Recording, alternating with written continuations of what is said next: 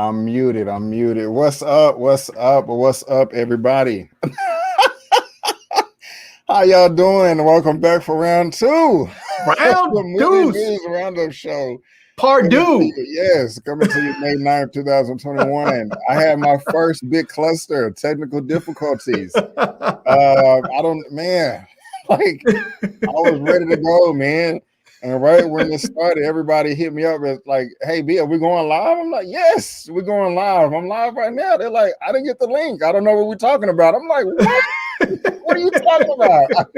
I sent you the link.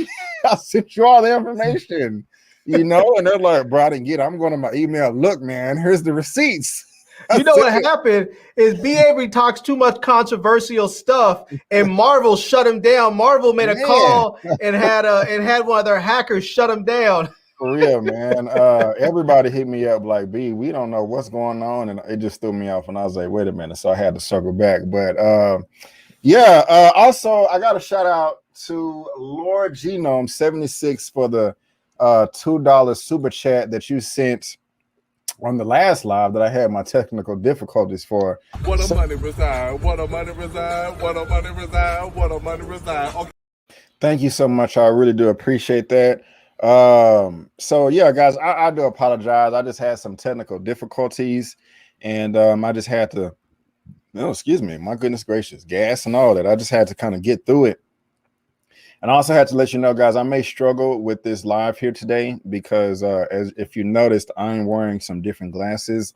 These are from about 3 or 4 years ago. My current pair got destroyed, and my eyes are so bad that they have to order my lenses from like the other side of the solar system. So it's going to take maybe another week or two. So I'm struggling right now to see. So if I take a while to blink and try to let my eyes adjust, just bear with me. But you know, the show must go on. You know, man, you need to order 2 pairs, man. My wife wears glasses, and I keep telling her every year she's eligible to get like 3 pairs. I'm like, get 3 pairs every year. She's like, I don't need them. I already have 2 pairs. I'm like, get every pair. I was like, you need to put a pair of glasses in every corner of every room so that whenever you need a pair of glasses, you just reach your arm out and there's a pair of glasses there. Yeah, man. You know, it's expensive because these were a few $100s more, and you know, even more than that. And so, but I mean, your eyes are your eyes. You can't do anything without your eyes. So it is a worthy investment. You know what I'm saying? Can we get a super chat for B. Avery's eyes? Can we get some? Oh man! Can we get a super chat for some glasses? Yeah. Can we get them over to Warby Parker or something? and guys, I have to just shout out Larry real quick. Like Larry is one of the realest in the land. You know what I'm saying? Because I was pretty upset. Not at Larry, just the situation. I was pretty irate. And Larry just, you know, he held me down. He was like, "B, calm down. It's going to be okay, my brother. We're going to get through it. We're still going to have a good show." I'm just like, "I don't know what happened." Oh, it's like, B. And I'm like, "Oh," and I had to, it was just, oh God, it's just, you know. So he said, right, we need a backstory, but we got 64 people. There we go. Man. Look at that. Sharronda's coming through with her 15 job money right there. Oh my goodness gracious. What is going on? Hold on. She's coming through with that Amazon money. Yes.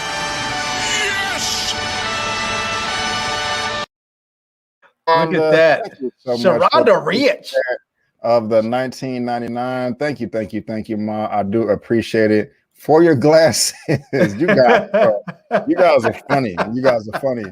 But again, guys, welcome to the Movie News Roundup show. This May 9th of 2021. We are getting through 2021 fast and furious like. And like I was trying to say last time, today is not just a normal day. It is not just a normal Sunday. It is Mother's Day. So happy Mother's Day to all the wonderful, beautiful, lovely women out there. Mothers out there that have been holding it down, making the sack lunches, whatever you do to hold your family together, because you guys are the glue. We couldn't do it without you, man. We couldn't do it without you. So thank you. And shout out to all the mother shut your mouth out there. Yes.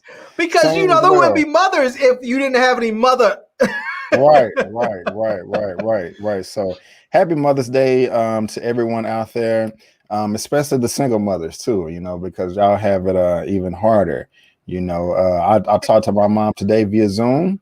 She was like, not until you get that vaccine, you can't come home, but we still have fun. She was able to open her gifts and hold it in front of the camera and all that good stuff. And the guys, again, man, if you still have your mother here, make sure you call her, text her as much as you can, because tomorrow's not promised. Like, the past 7 years, one of my closest friends from college have lost a parent once a year, and it's scary. I was like, damn, am I next? And it was like all out the blue. Not. So yeah, there you go. Speak that into existence, And so I don't mean to dampen the mood, but again, we got to be realistic in this thing. You know what I'm saying? So I got to give a shout out to all the fellas out there. For all you fellas out there who have trifling, dirty, low-down baby mamas, and you had to be the mother and the father. For all those men out there who had to learn how to French braid and put on Afro puffs and host tea parties, shout out to you, black men and men, all men who are out there that had to be mothers and fathers. Right on. I just had to throw it out there because I see that garbage on Instagram and Twitter every Father's Day. So I had to just go ahead and put it out there in the universe. Yeah. It's all good, my brother. It is all good. And so guys, if as far as the other guests, they may pop in, they may not, but they didn't get the link and they didn't get the topics. I sent it at my email says that I sent it at 7:12 a.m. Central Standard Time this morning, but nobody got it. I don't know what happened. And then I just forwarded it to him again, like when I was trying to, and they was like, B, we're not getting the email. So I don't know what's going on. I'm gonna have to hit up GoDaddy. GoDaddy did you dirty. And the thing is, bro, I just forwarded it to my personal email and it just came through. I don't know what's going on. We're gonna have to figure it out. So my email is janky. So if I'm bringing I got the Instagram, I got it when it came through Instagram. So yeah, I might have to do that from now on. So if people are talking like, you know, we don't know what the topics are, you know, bear with us. But again, the people that sent the super chats in the prior live, the Wakanda Forever and Lord Genome 76. Thank you so much for those super chats. I just want to make sure that you guys are acknowledged. And so, man, we 11 minutes in. We got 87 people in the box. Eman said that he'll pop in. I don't think OneTakeBigDog will make it. Sharronda, what are you doing? Why don't you come through? No, she said my show is raggedy, man. She said my show is raggedy. You know, she was like, "B, you got to get to 40K before I can go." And I'm just lying. Oh man, you just got to 30K. You just came up. I just hit 40. Yeah. We have both had some nice milestones this last week or so, because you hit your 30K first, and then I came through with my 40K. So right on. I'm trying to catch Sharronda. I just want to pass her just so I can talk a little bit of ish. I just want to talk a little bit of ish. So that's it. You know, and when I mean a little, I mean like a whole lot. Like I'm gonna call her every day and just remind her for like about a good week until she passes me again. Right on. Well, I did grant your request, Sharronda, and so check your DM. We 90 people in this thing, so Larry sliding in people's DMs. Yeah, man, we gotta slide in, slide out. You know, I'm being crazy. Is that a no? Hold on. Is that a okay? Man, I'm struggling with this vision. I'm not gonna lie, but Larry, my brother, are you ready to get started, my friend? Yeah, man, let's do it. Can I give a couple shout outs to people in the comment section though? Yeah, I see a couple people. I want to say what's up to SJ Evans out there. Rashad Walker said Larry's trolling, so you know how I do. What's up, Sharronda? Oh, Sharronda graced us with her presence. She did. Oh, I forgot she got a hair did yesterday. You know, it's done. How to do it's tight. You know, minded out there. Look at her. Look, I'm not even at home. I'm watching. Where you at? I had to get my godkids a bath and put them down for bed. What? You up there babysitting? Mm-hmm. Okay. Oh, Eman got some. Eman clatter with the glasses too. Hold on. Yes! Already, my brother, Eman, $20. Glasses to another. Play my clip. There you go, my brother. There you go. Thank you so much for the super chat. I really do appreciate it. Oh yes, Sharronda, this was a cluster today. The technical difficulties is kicking my ass. But you survived. That's all that matters. You know what I'm saying? That is all that matters. But anyway, let's go ahead and try to get this party started real quick. And I'm gonna need to do a live stream so I can get some of that Sharronda money. You know. and Sharronda rich. Sharronda, thank you for being here. I do appreciate it. And let me just go ahead and share the screen real quick. She is part of the fam. She's the queen goddess here, number one. So you can always go find her channel right here on my channel tab, and there's a link down to her YouTube channel and Larry's as well in the description box, as well as everyone else. You see that, Sharronda? I'm catching up. Yes, I'm catching up. He's gonna get you. He's gonna get you. But anyway, let's go ahead and get this show on the road, guys. And again, I want to thank you so much for tuning in to the Movie News Roundup. And I believe this is number 15. 15. We got Captain America, Anthony Mackie, maybe getting a pay raise. We got some Blade coming through as well, and also Black Superman news and everything else. And I just want to let you know, guys, if you are interested in everything that we're going to be talking about today, all the links are down in the description box, okay? So you can read along if you want to. But let me go ahead and bring up the first topic of the day, a little bit of drama. And, I hate drama, but Let me, but before Oh. we go there, let me also introduce the rest of my guests. We got Mr. Eman from the Windy City of Chicago from Eman's Movie Reviews. How you doing, sir? And What's also going on? Elliot with Movie Files from the great state of Missouri. How are you two brothers doing today? How are y'all doing? Good. Man, I'm feeling scraggly, man. Elliot's coming through with the fresh, clean cut. You know, E-Man's got the nice cut. Sharronda's got her hair did. You Quarantine know, cuts up in the house. man. Yeah. Man. I love it myself. I'm glad you can't see the back of my head. You good, man. You good. But let me go ahead and bring up this first topic of the day. It looks like, I believe this brother from day one. I knew he wasn't lying, and I'm always going to support my people and all that good stuff. But it's some unfortunate news. We look like we got some. It's just awful. We got some Joss Whedon versus Gal Gadot. Man, it looks like he is not the character that we all thought he should be. And I have the report right here from comicbook.com. It says Justice League star Gal Gadot confirms Joss Whedon threatened to make her career miserable.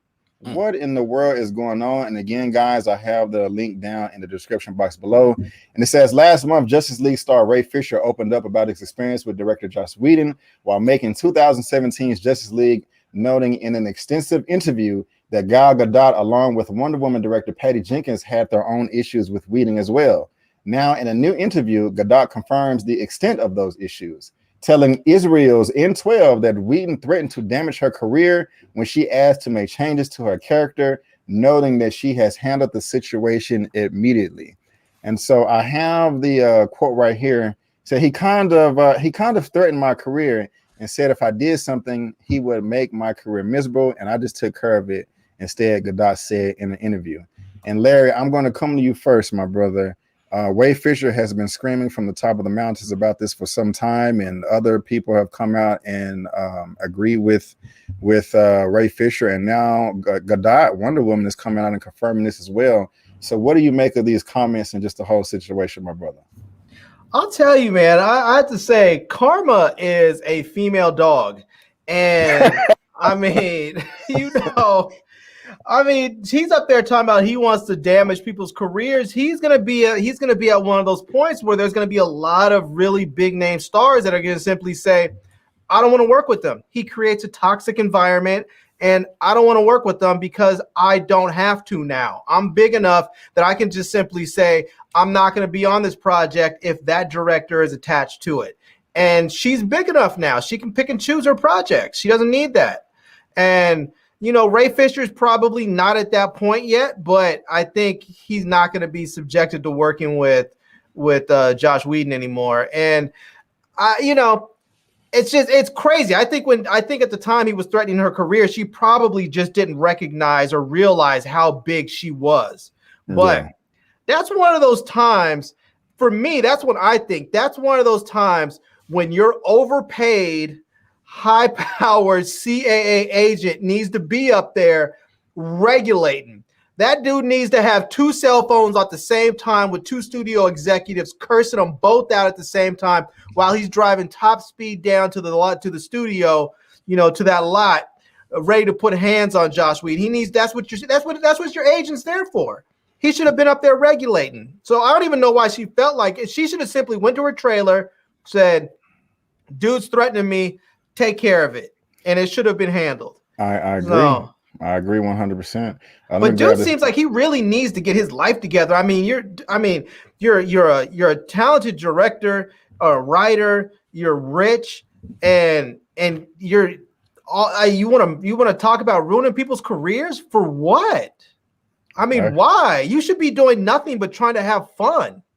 Right on. Let me grab this real quick. What a money reside. What a money reside. What a money reside. What a money reside. Okay. Carbro for the $10 super chat. Full house, thumbs up, thumbs up, thumbs up, thumbs up. Thank you so much, my brother. I really do appreciate it. And also, let me grab Miss Latrice, Zia Latrice as well.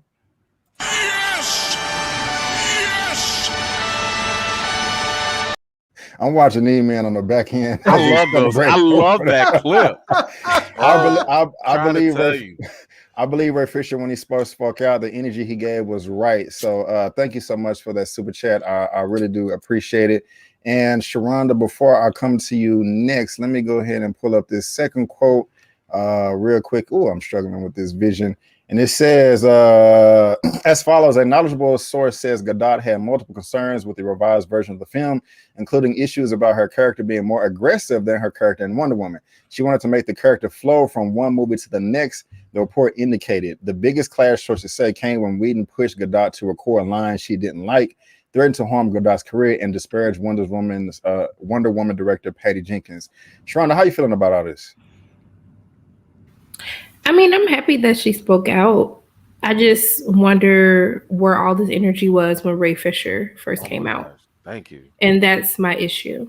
I mean, I'm happy that she finally came out and said something, but it was just like, this man has been like raked through the coals all over social media, all over the internet.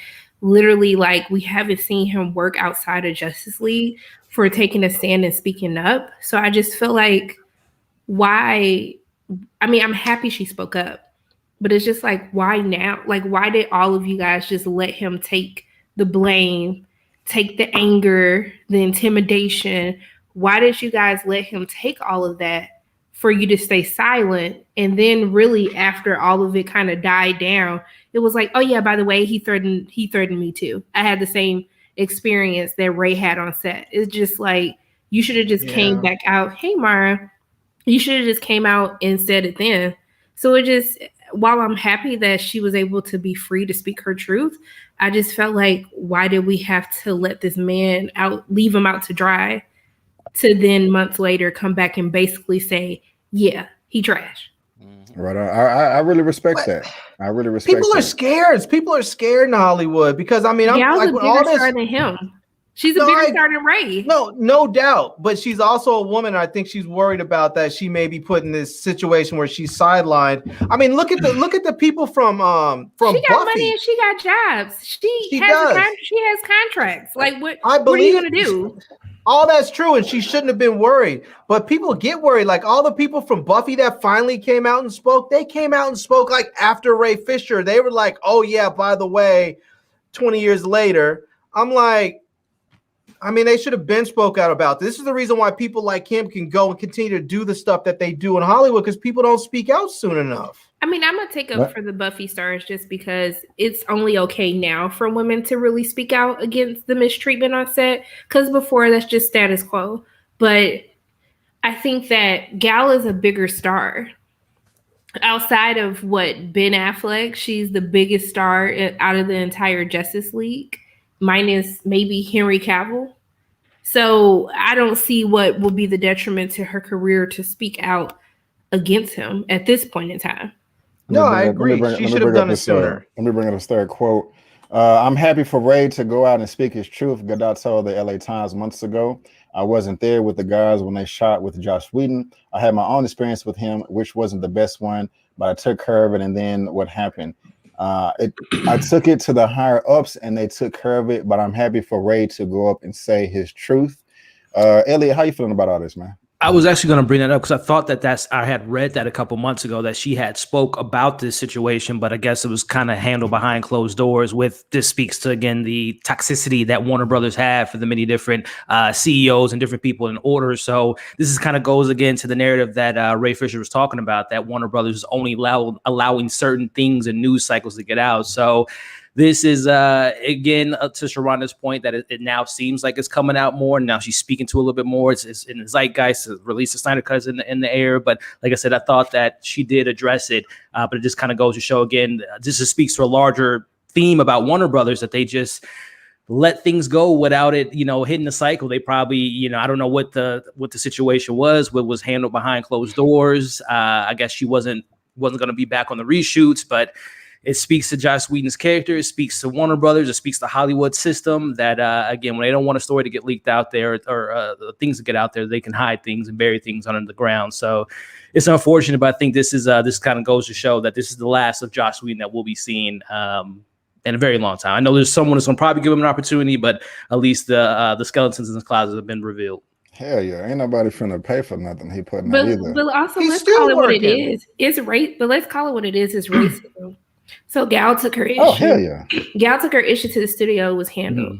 Ray had to literally speak out publicly, file the suit. Like the fact that he had to go through all of that with the executives, knowing that there are other cast members who had issues with him on set, it should have just been a done deal. Yeah. So it's just continuing the blatant racism that we continue to see in the industry. And it's a double standard in how certain POC actors are, how Black talent is treated versus everybody else. Eman?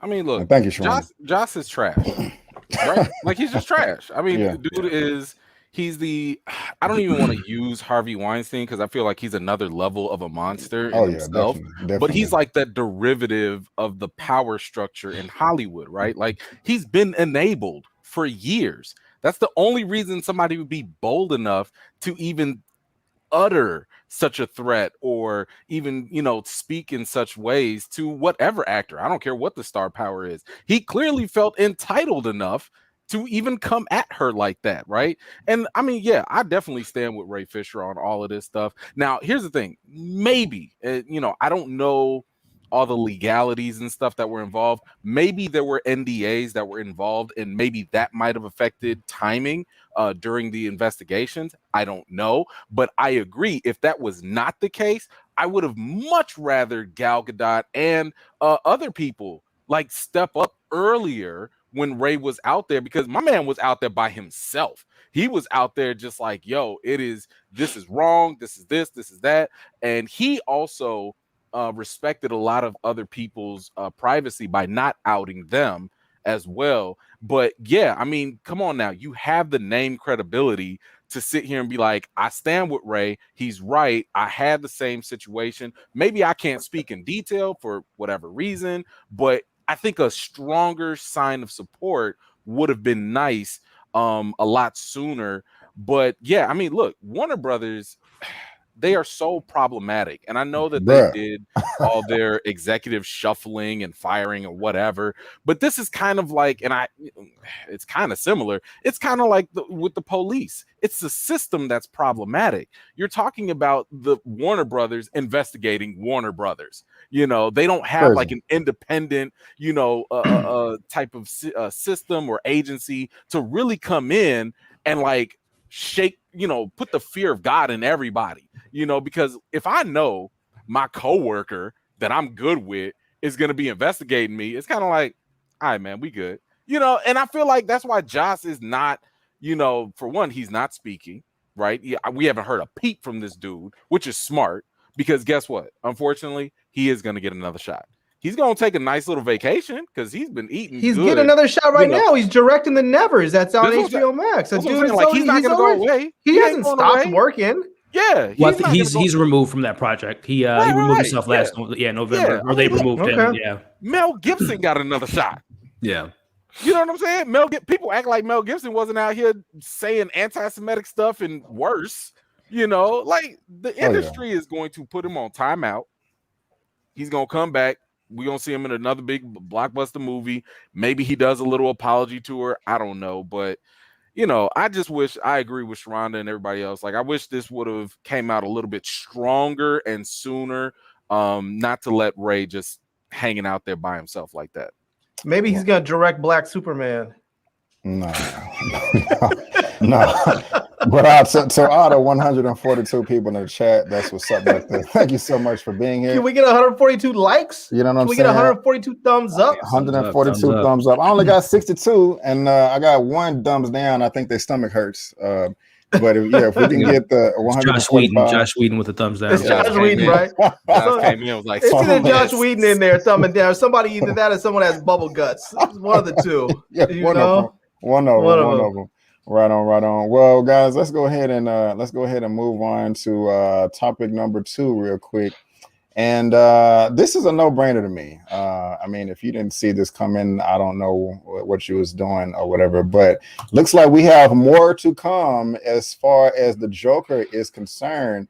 Kind of in the DCEU, but not exactly. But, of course, we're going to talk about it. And I have the report right here from comicbook.com as well. Joaquin Phoenix Joker sequel reportedly still in the works.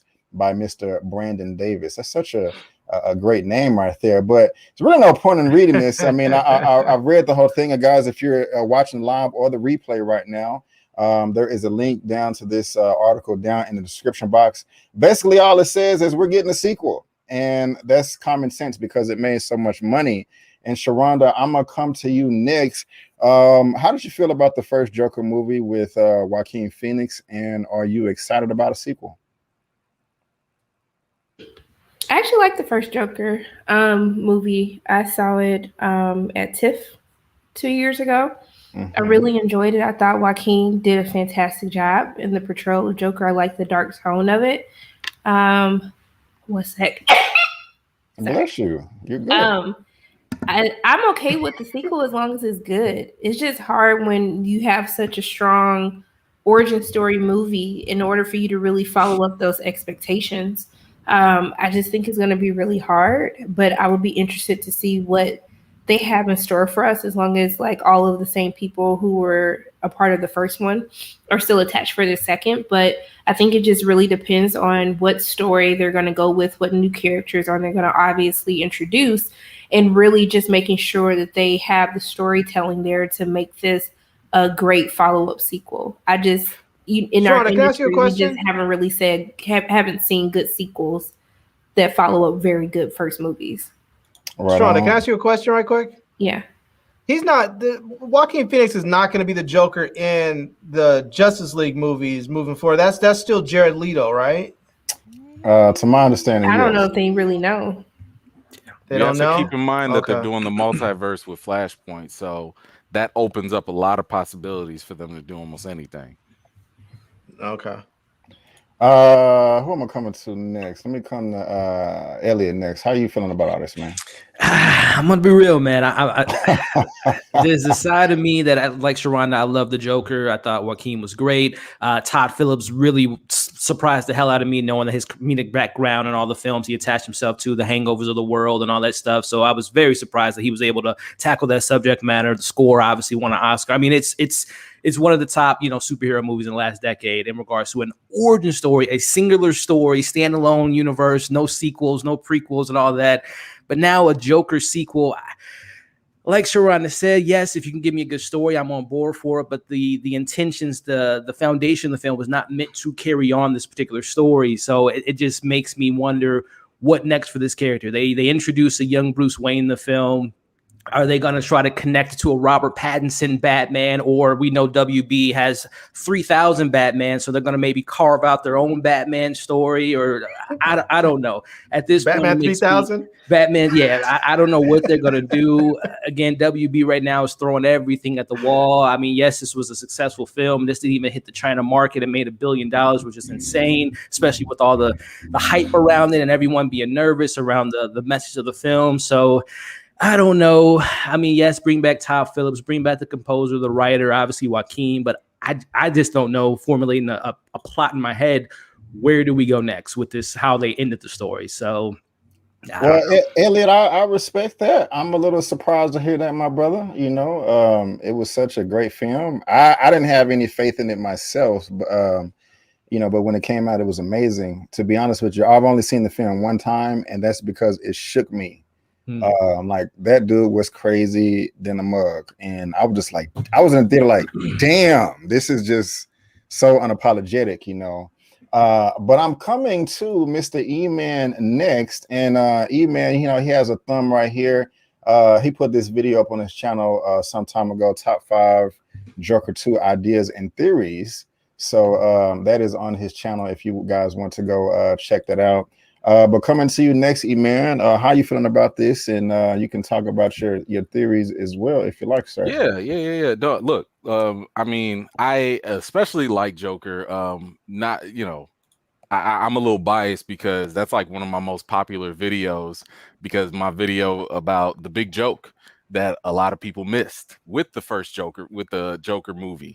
There was like all these little hidden messages and little tricks and stuff. So, that's just a little tease for y'all to go check it out if you haven't seen it. But it's absolutely worth watching a second time after you watch my video. But for a sequel, I mean, there is a lot of room for a sequel. There are a lot of different things that they can do. And again, yes, shameless plug, my video about the 5 different ideas teases different things. I mean, you could do things with the Red Hood gang. You could do things with him actually becoming the real Joker, because right now it's still kind of questionable whether he is or not. There's another story about the 3 Jokers that you could do. That's an interesting storyline as well. And if they do the multiverse stuff, that could play into it. So there are a lot of different avenues that they can take to really make this, something interesting. I think it was Carbro or somebody had, who'd asked, like, do we need another Joker sequel? No, but we didn't need the first Joker movie either. We really didn't. But my thing is, if y'all can give us a nice story, an interesting thing that's compelling, let's go for it. And I think that they have some opportunities and some leverage to capitalize on it. Now, the question is, are they going to run with the same gimmick? Are they going to run with the same, let's just keep going with this Scorsese tribute or whatever? Or are they going to, turn it into something different? I'm interested to see what route they go. Because again, like I said, they have comic resources. The Joker has some really interesting storylines. I mean, I don't know if you could do it with this story, but my goodness, if you do introduce Batman into it in some level, some way, shape, or form, the White Knight, if y'all have not read that comic story, the White Knight with Joker, that will win an Oscar if they adopt it in some way, shape, or form. So there's plenty of room for them to do it. I'm interested. I'm not excited, but I'm interested to see what they do with this sequel. Larry. I could take it or leave it. I thought Joaquin Phoenix's performance was great in here, but I thought the movie was overhyped and I was underwhelmed. It was okay. Really? That's how I felt. I just felt like the movie was okay. Maybe I need to watch it again. Maybe I should go watch Eman's video, like he said, see if I can get some of the other. But see, that's one of those things. I feel like if I have to go watch somebody else's video to explain the movie to me and then go back and watch it again, the movie's not doing its job. And I thought he did a fine job with his performance, but I think that the movie overall was just overrated. Hold on. Oh! I'll be breaking the success, man. He be breaking the hold on. I don't even. Lamont Tyson, $50 superstar panel right here. I am on Mother's Day duties and back in YouTube action tomorrow. No, sir. Come through, man. We got something for you if you come through. Come through for 5 minutes, my brother. 5 minutes. Just 5 minutes. I just need you to pop in for 5 minutes. Pop in for 5 minutes and pop out for 5 minutes. I need you here for 5 minutes, sir. And so I'm not going to end the stream. I'll let this stream last to 4 a.m. until you pop in for at least 5 minutes. But thank you for the $50 super chat, my brother. I do appreciate it. So Larry, I'm assuming that I guess you like Heath Ledger much more than you liked I did like portrayal. I did like Heath Ledger a lot. In fact, I'll tell you what, after watching Tekashi 6ix9ine's docuseries on I'm thinking he should go ahead and play the Joker. You know? Are you being for real? I mean, huh? You being for real? No, I'm for real. The dude is a straight up, he embraces that whole villain identity. And he looks crazy like that. He's got the crazy hair, the gray, he's got everything. The dude looks like he could be the Joker. Right. And I mean, you know, I don't know if he can act or not, but he sure as hell was acting his way into a career. So, you know, that's true. I imagine he could probably pull it off. Right on. And I'll say this too, kind of going back to what Eman was saying earlier regarding like the comic book stuff, because it like from the first Joker that Todd Phillips did, they took, you know, obviously hints and things from comics, but they really didn't follow like a particular storyline. So I guess that does open up the realm of possibilities regarding, you know, the unexpected. You know, we might not expect what I can formulate a story based on what we gather, but if they can come up with something a little bit more original, because again, the Bruce Wayne origins are all jacked up now. He's related to Joker potentially. That obviously obviously is something that is really not established. So again, based on what they created in this narrative, they could go any way that they want, but I just don't want them to be doing this just because it made $1 billion. I want it to be made just because there is a story to be told that's still within this universe. So hopefully it's not motivated by the dollars, but I respect that too. Go ahead, Larry. You know, I feel like the Joker, not to say that it's an easy role for people to play, but I feel like if you're going to play a role, this is the role that an actor wants to play, because you can fully throw yourself into it and just embrace all of the insanity of your deepest crevices of your mind and let it out in a role like this. And someone like Joaquin Phoenix, I think, is probably already a little bit touched. We know Heath Ledger was extra touched, and I think it worked well for them. I think you have to have a little bit of real craziness in you. I don't think any regular actor can play this. I think you need some real, like when you look at what's his name, Jack Nicholson plays it. We know Jack Nicholson's crazy. That dude's another dude that's touched. I think you have to have some real genuine crazy in you to play this role. And all three of the people that I can remember who played it have been crazy.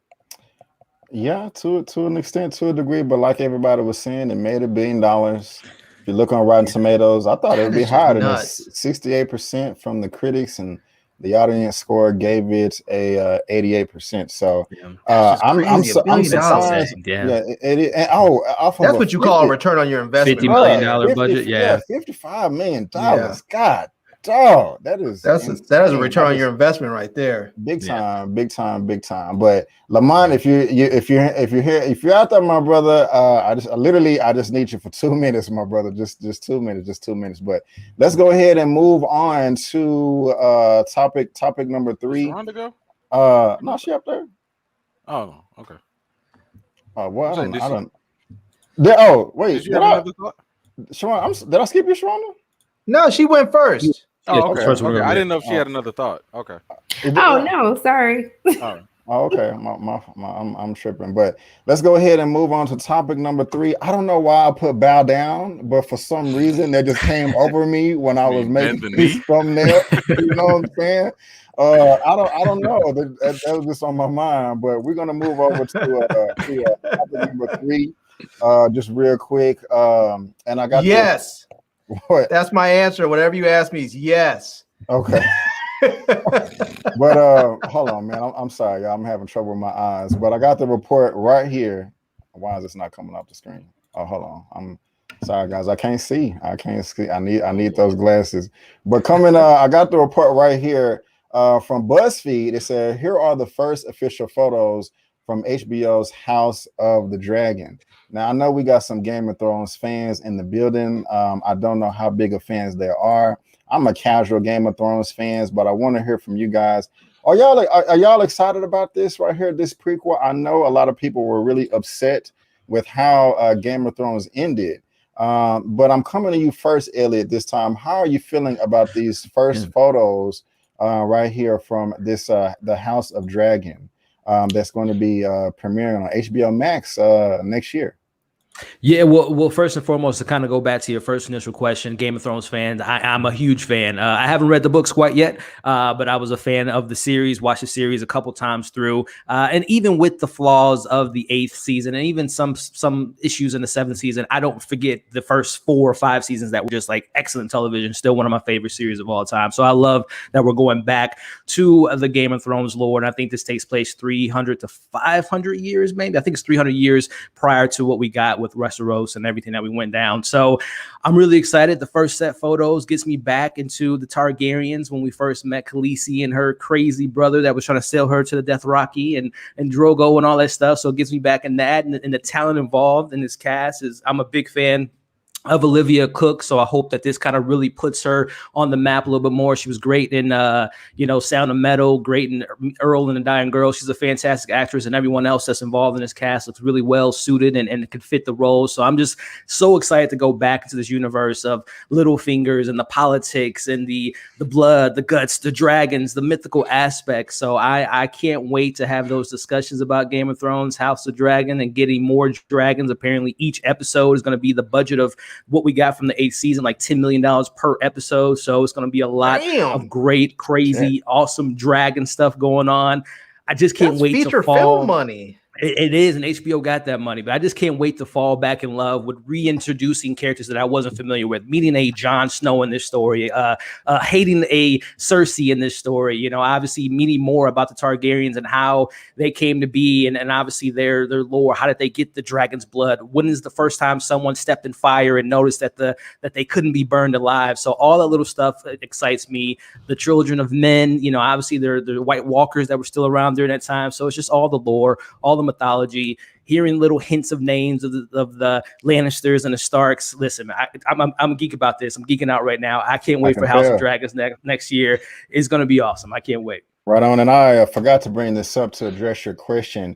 Rhaenyra Targaryen, this is the synopsis of the show, but Rhaenyra Targaryen, the king's firstborn child, she is pure Valyrian blood, and she is the dragon rider. Many would say that Rhaenyra was born with everything, but she was not born a man. Daemon Targaryen, the younger brother to King Viserys, if I said that correctly, and heir to the throne, a peerless warrior and a dragon rider.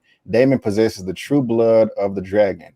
But it is said that whenever a Targaryen is born, the gods toss a coin in the air. And let me just scroll down real quick. It says that this show tells a story of House Targaryen, and one picture reveals the first look at Princess Rhaenyra Targaryen and Prince Daemon, as I just read. And like you said, Elliot, 300 years before the events of Game of Thrones. Yeah. And so, Eman, I'm coming to you next, man. I know you covered this a lot when it was popping. How are you feeling about all this? I mean, look, I was very similar to Elliot. Like, I haven't read the books. I don't think I will. They kind of thick, but I ain't got that kind of time. Yeah. But I have read, I have watched like all the episodes. I'm, you know, all the way into the lore and everything. However, I'm not that excited for this. Only because of what they did in the final season. Like that was a huge letdown. I mean, to talk about all that build up and excitement just to come crashing down like that. So now it's like, okay, y'all gonna have to hit me with something else harder, faster, stronger to really get this prequel, you know, like to hit the ground running. So I mean, I'm going to watch. But if I were to sit here and say that I'm like super excited, I'm not, you know, because again, I see what y'all left me dangling with, you know, so like hopefully the new show will do something and really get us back engaged. If I'm not mistaken, the writers, the same writers are not coming back. So you got a new direction, new writers, new season, new cast. That's a whole lot of new for me to sit here and just automatically give you my, you know, excitement for.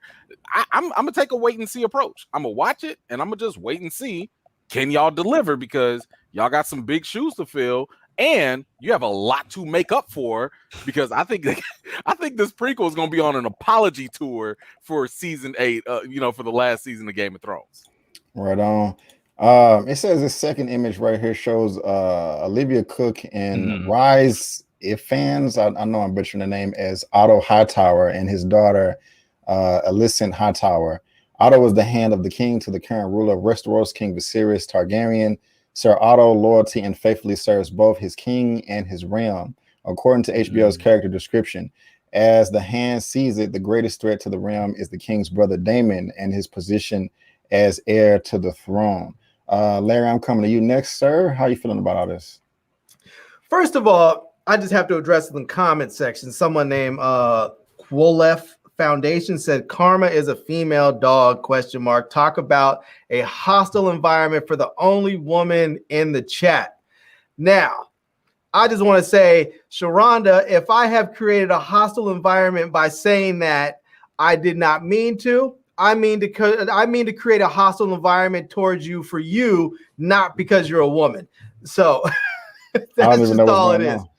Somebody made some comment in the comment, because I made a section. I said Karma's a female dog earlier. I didn't want to use the B word, so I was being clever about it, and somebody took offense to it still. So, anyways, I'm gonna let you go. I just don't want to forget this super chat. What a money reside. What a money reside. What a money reside. What a money reside. Okay. Buzz 703.99. Hey y'all, I do appreciate the super chat, man. Thank you so much, my brother. I really do appreciate it. Go ahead, my brother. As far as this series, I mean, I'm looking forward to it because I am a Game of Thrones fan. Like Elliot, I didn't read the books. I started to, and they were just too much. So I just, I watched the series. But to be perfectly honest with you, I was really hoping first for an Arya Stark series because the way they ended the show was the perfect lead-in to Arya's adventures. They show her just in this boat heading off into the sunset out into the ocean. It was just the perfect lead-in to a new series with her adventures, and that's what I was hoping was going to be the next series in this. Other than that, I was really, really, really hoping that we were going to get a White Walker series. I really want to know about about more of the inner workings of the White Walkers because we see them, but we don't really hear much about them. And so I would like to know more about them. But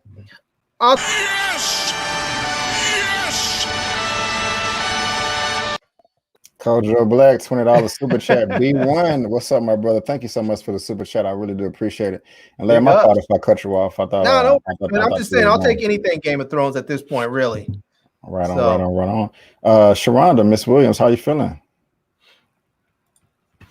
I mean, I'm gonna watch it, but I'm not. I mean,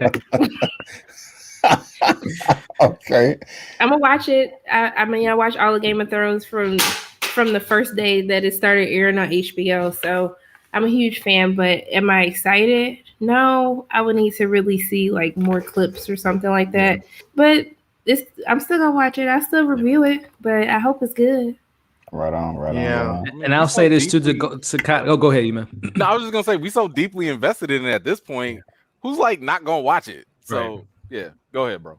No, I was just gonna say, as far as just to hype it up just a little bit more in regards to, I know we had talked about who's gonna be running this ship. Beating off the Wise, they're not a part of this project, which is good. And this is based on the novel. We know later as the show went on, they were kind of going not off the script, but it wasn't based on things that because Martin is still writing the books now. So this is based on a novel that he did write. So at least they have that path to kind of stay on. And who knows, is this gonna go 8 seasons long? This might be a couple seasons because they have like a couple other spinoffs in the works with Robert Baratheon and like Larry was saying, I think that they're doing like 3 other spinoffs. So you might get that Arya spinoff, you might get that Children of Man, how the White Walkers came to be and all that. So there are still things they're working out. But I know that the guy that is behind that, I can't remember his name. I know it's Miguel Shaka. I can't think of his last name right now, but I know he was the director of some of my favorite episodes of Game of Thrones, and particularly Battle of the Bastards. So he's going to be running this ship. So that kind of gets me really excited. So they have the books to play off of. They have one of the best directors that directed some of my favorite episodes. So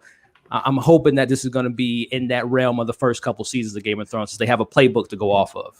Whoever directed the Red Wedding episode, they just need to give them a whole series. Give them their own series. Right on. And welcome to the show, Lamont. How you doing, my brother? How you doing?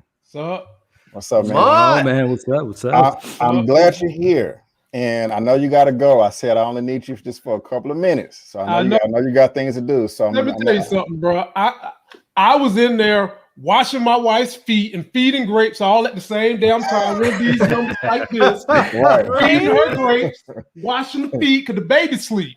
Right.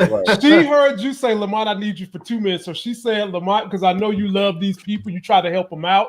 I'm gonna give you 2 minutes. Okay. Because my water is getting cold. Right. So while my water is getting back to hot, I'm gonna let you go for 2 minutes. And I said, okay, honey. So I gotta address this. Today is Mother's Day, but on Friday it was your day. It was your birthday, my brother. It was your 41st birthday. So I just want to say happy birthday to you, my brother. Did you have a good birthday?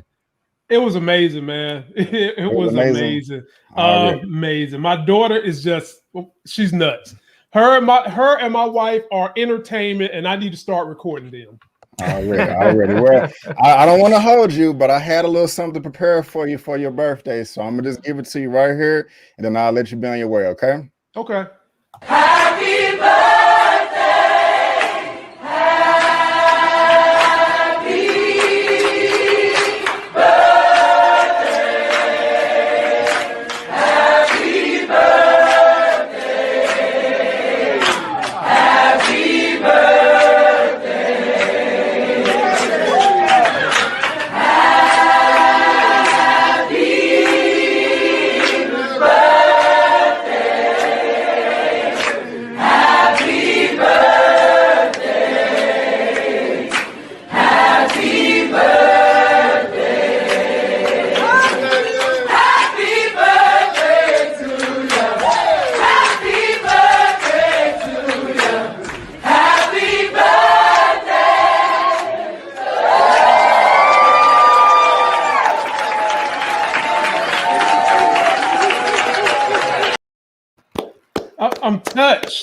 I'm touched. Yes, sir. Can we sing it to him? Can we sing it to him? If you want to, you can lead it. Go ahead and lead it. Here we go. You got it. Happy birthday to you. Happy birthday to you. Happy birthday, dear Lamont. Happy birthday to you. How you gonna let the black version of Happy Birthday play and then sing the basic version? We have to give him some variety. Y'all should just go the Happy Birthday. Like, why y'all? What we doing? Yeah, We had to give him some variety. Sharronda don't cut y'all no break, bro. She's like, I'm you sorry. know? I couldn't sing loud because the baby's sleeping upstairs. So I feel you. B. Avery, you know, I know the time it took to do that. And my brother, I just want to say thank you. You didn't have to do it. You went deep in the archive to find some of them pictures because I can't even find them no more. So I got to give you credit, my brother. It was good. I'm thankful that over these last couple of years, I've been able to get to know you, Sharronda, Eman, continue building a relationship with Larry, and getting to know the people you bring on, including my man Elliot. So I'm just looking at this next phase of my life as one that's going to be pure growth, pure fun, and a great chapter going forward. So very, very thankful. Yes, sir, man. So yeah, happy birthday. And happy birthday. I know you got to get out of here, man, but I just had to, you know, just show you some love real quick, man. You're a blessing, and I'm glad I know you. So I appreciate that, my man. And, yes, and fellas, again, if you really want to put on for your wife and the mother of your kids, learn how to scrub her feet while you're feeding the grapes at the same time. Boy, panty draws fall off just like that. Having said that, I'm out here. Lamont, tell your wife I said Happy Mother's Day. Oh, yeah, man. Same here. Let me tell you, Sharronda, that woman loves you. When I say she loves you, your reviews that you do for the show with Elizabeth Moss that I can't even get into, man. You got her thinking she needed to be a YouTuber. Besides being a doctor, she thinks she needs to be a YouTuber. Is that the black woman? No. Handmaid's Tale, man. That's what I'm thinking. Is she the one the black one from Handmaid's Tale? Oh, hey, she could be if she want to, because Sharronda be holding it down. Sharronda just did an interview with her. What's her name, Sharronda? Oh, you mean Amanda Brugel? Yeah. She has a Marvel tie-in because she was on Kim's Convenience with what's his name? What's the dude's name that's playing Shang-Chi? Simu. Yeah. Oh, yeah. It's really Simu? And that woman is so cute. She reminds me of a cartoon dog. She reminds me of Underdog. What? Oh wow. She does. She's super cute. Every time I see her, I think she reminds me of a cartoon character. Whoa. I don't know. That's not a bad thing. That's a good thing. I'm gonna leave y'all to Larry. I'll get him tomorrow, but I'm gonna leave him to y'all tonight. You guys always take my words and twist them up to something terrible. Anyway, Lamont, go make me a nephew, man. Go make me a nephew. Larry, you said it. You said it. But you guys take my words and make them crazy. We appreciate you, my sis. She loves those reviews you're doing. Don't stop doing them. And B. Avery, every email, saw you on MSNBC, fire. I know. Yeah. Elliot, I catch you on the gram, fire. B. Avery and Larry, I see y'all basically every weekend anyway. We hanging, so y'all be easy, my people. All right, man. We're just regular. We're just regular to him now. All right, see you, man. Go make my nephew, bro. All right. Hey, did you catch Miss Wow, go make my nephew, Larry. Yeah. I'm gonna pray for you. I think I missed it. You said they got a super chat? Yeah, Miss Womack said you missed her super chat. Oh, let me fix. Oh yeah, don't miss Laney. I'm tripping. Yeah, man. Why you dissing my Laney? Hold on. What we want the seawall?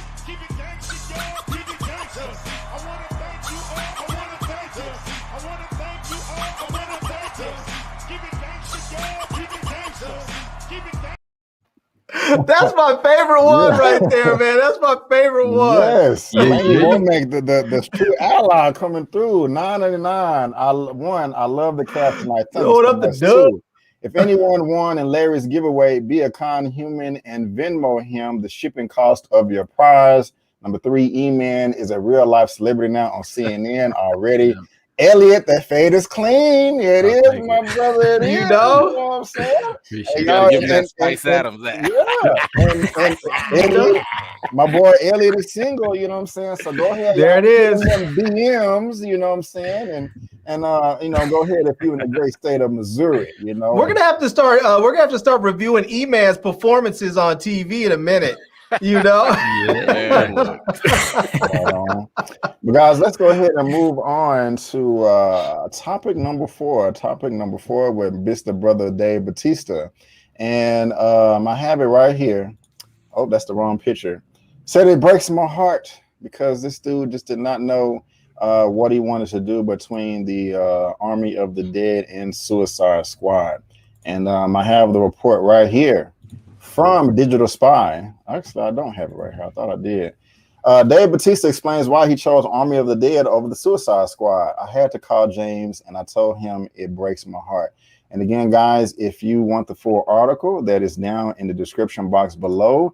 But I have this first quote right here. It says, James Gunn wrote a role for me in the Suicide Squad, which I was all fired up about. And not only because he was making a huge comeback, he's coming back with the Suicide Squad and was rehired by Marvel and has really been vindicated as far as the whole thing went, he explained. I was all up for it. And then I got Army of the Dead, which was not only a lead role for me, but also I wanted to work with Zack Snyder. I've been wanting to work for him for years. E-Man, have I come to you first yet tonight?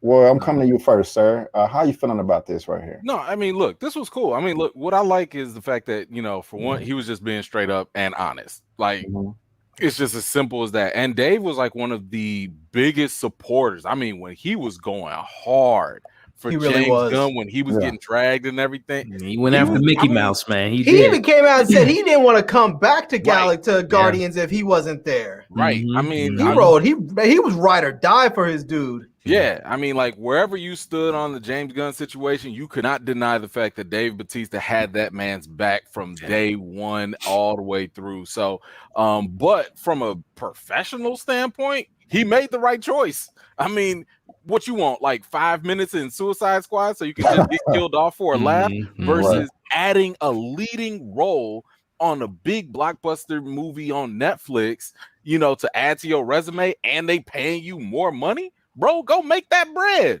You know, James Gunn ain't going nowhere. You still gonna be Drax in Guardians of the Galaxy, you know, Volume 3.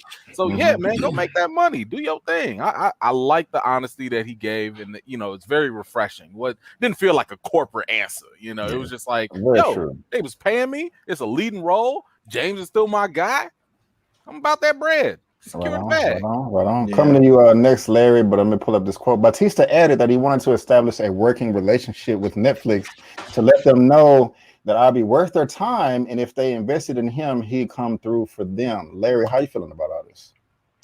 I have to admit, I'm kind of glad that he did this. I've told you guys before, I'm a big Suicide Squad fan. I know you guys didn't like the first one. I loved it. I think it's DC's best movie, probably. If not the best, one of the best. But I would have loved to have seen him in there, but I understood why he did it. It makes perfect sense. And it's funny. I looked up at some point and I'm like, is Bautista actually learning how to act? Because I remember when I saw him like a couple years ago in Bushwick, and I was like, how is this dude still getting roles? I was like, it was terrible. He was terrible. The movie was terrible. When I see him in Guardians, I guess he's supposed to be sort of dry and terrible, so it works for him. But I feel like he's actually taking some acting lessons and learning how to act a little bit. So I'm not mad at him. I'm not mad at him. I'm glad he's doing it. I'm glad he got this lead role. I hope this is like a big breakout role for him.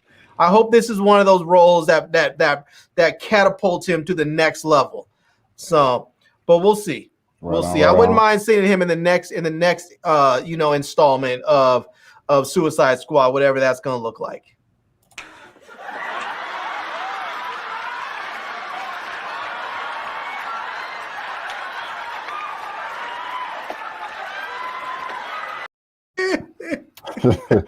M. Dillinger, $20 super chat. I just want to say how much I love it here. Y'all are special and needed for the culture. Keep doing what you guys are doing. I love it. Thank you so much for the $20 super chat. I really do appreciate it. Thank you, thank you, thank you, thank you, thank you. And before I come to you, Sharronda, I just want to. What's up? I just saw the comment. Which one? Comment. You who? Sonya. Suicide Squad. Hold on. Suicide Squad, one of the worst movies in DCU. Best comment of the night. Yes. Come on, man. You guys better recognize the first Suicide Squad was the best. No. It was the best. It was so much fun. Well, you ahead, bro. I had the Suicide Squad where I got to work with my boy again, even though it's a smaller role. And then I had Army of the Dead, on which I had to get to work with Zach. I got to be able to work with Netflix, and I got to lead role in a great film, and I got paid a lot more money. He told Digital Spy with a laugh. I had to call James, and I told him it breaks my heart because as a friend, I want to be there with you. But professionally, this is a smart decision for me. Sharronda, how you feeling about this? He made the right decision. Yes, ma'am. Short and sweet. Yes, he did. Yes, I can't talk about it, but he made the right decision. Cool. Oh, you must know something. I'm assuming you've seen the movie, but I'm not gonna. Yeah. She has an interview. She probably has an NDA intact or something. She can't say anything else. Well, Sharronda sees stuff like Sharronda's watching the dailies. Right on. And last quote, real quick. He said, "I completely get it. I'm proud of you that you even are in this position. I'm proud that I had something to do with you being in this position where you have to make these hard decisions." Elliot, how you feeling about all this, man? That was going to actually be my point, that it is crazy to see Dave Bautista at this point in his career where he can kind of pick and choose what roles he wants to take, because a lot of these wrestlers, I know a couple people have mentioned them in the chat, obviously The Rock and John Cena, there's a couple other actors that tried to dip their toe into the acting realm and hasn't worked out to their favor, but definitely John Cena, The Rock, and Dave Bautista have kind of created this kind of career in regards to after wrestling, what's next. And, I'm looking at his resume from The Wrong Town to the Scorpion King 3 and just taking what's available to him. But he's been carving out a really interesting path, especially compared to, no disrespect to John Cena, which I wonder if that had a little bit of influence of maybe not, John Cena's in it. And, this is the competitive nature regarding some of these athletes that maybe want to do their own thing. But again, this is a leading opportunity to work with Zack Snyder. Also, just looking at who he's worked with in his past. My favorite director, Denis Villeneuve, also Sam Mendes, and this is adding Zack Snyder to the list. He's worked with James Gunn. He works with the Russo brothers, and he's going to continue to kind of carve out that career. So kudos to him, man, making a really smart business decision. He knows he's going to work with James again. He probably has another role lined up for DC. Apparently, he went to Warner Brothers, to their front offices a couple years ago and said, hey, if you guys want to do Bane, sign me up to play a Bane role, because he wants to play that role. So I think there's still room for him to play in the DC realm. I completely see him in that. Yeah. So I can say something. So Dave said that for the roles that he has been looking for, that he's actually been looking for roles that give him more range to actually, hone into his craft of acting. So he's been looking for roles where he can show that he can play lead, roles that allow him to do more than just be this action hero trope that Hollywood has really tried to put him in that type of box. So it was very intentional with him saying that he wanted to work with directors who bring out the best in him. And he wanted to work with the best in the business, and he wanted to work with Zack Snyder for a long time. And so that's really the reason why he decided to be a part of Army of the Dead. That makes sense. I mean, especially he had that small role in Blade Runner, the sequel. He was great too. And it was kind of refreshing to just see him. Like, he's not some big swole action dude. He's just some regular guy, But yeah. Let me grab this real quick.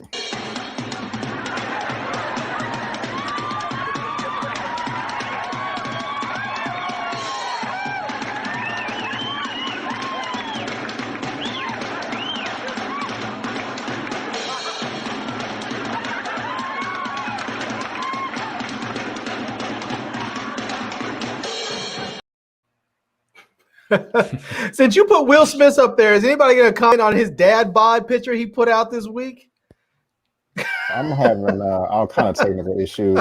Yeah, I respect him for that, but good job, Brendan. Hopefully sending money will allow you to finally recognize me. Man, my brother, I'm not ignoring you. I'm so sorry if it seemed that way. To be honest with you, it's kind of hard to navigate all this at the same time. It is. And if you're speaking of today, I'm struggling with this vision. That's why I keep looking off, because I got to reset my eyes. I need them glasses to come in, because I'm struggling right now. But if you feel ignored or disrespected, my brother, it was not intentional, and I do apologize. But again, thank you so much for the super chat. I really do appreciate it. I do appreciate you checking out my show and all of my reviews and commenting. It really does mean a lot. It really does. Like, you guys are not just, you know, a virtual person. I know y'all are real people, and all of y'all are important, because I couldn't grow. None of us could without you. So I do appreciate it. Thank you very much. Thank you. Thank you. Yeah. Now, I'm sorry. Did everybody get a chance to speak? I gotta Sharronda go. want to say something? Yeah, have to go. I'm basically back home. I gotta go. Well, Sharronda, y'all. thank you so much, y'all. And just real quick, y'all, there's a link down to her channel in the description box if you guys want to go check her out. And again, she is on my channel tab right here, and she will always be there. So go show her some love, because she does do a lot of good work. Thank you, Sharronda. You have a good night, man. Sharronda, have a good night. Have a great week. All right, guys. Well, let's go ahead and move on. I think we just got 2 topics left. And I'm going to come to you first, Eman, because I believe you are the one that sent me this article. And just real quick, y'all, I'm sorry. I'm just moving a little slower than usual or whatever. He's as blind as a bat. Yeah, I am.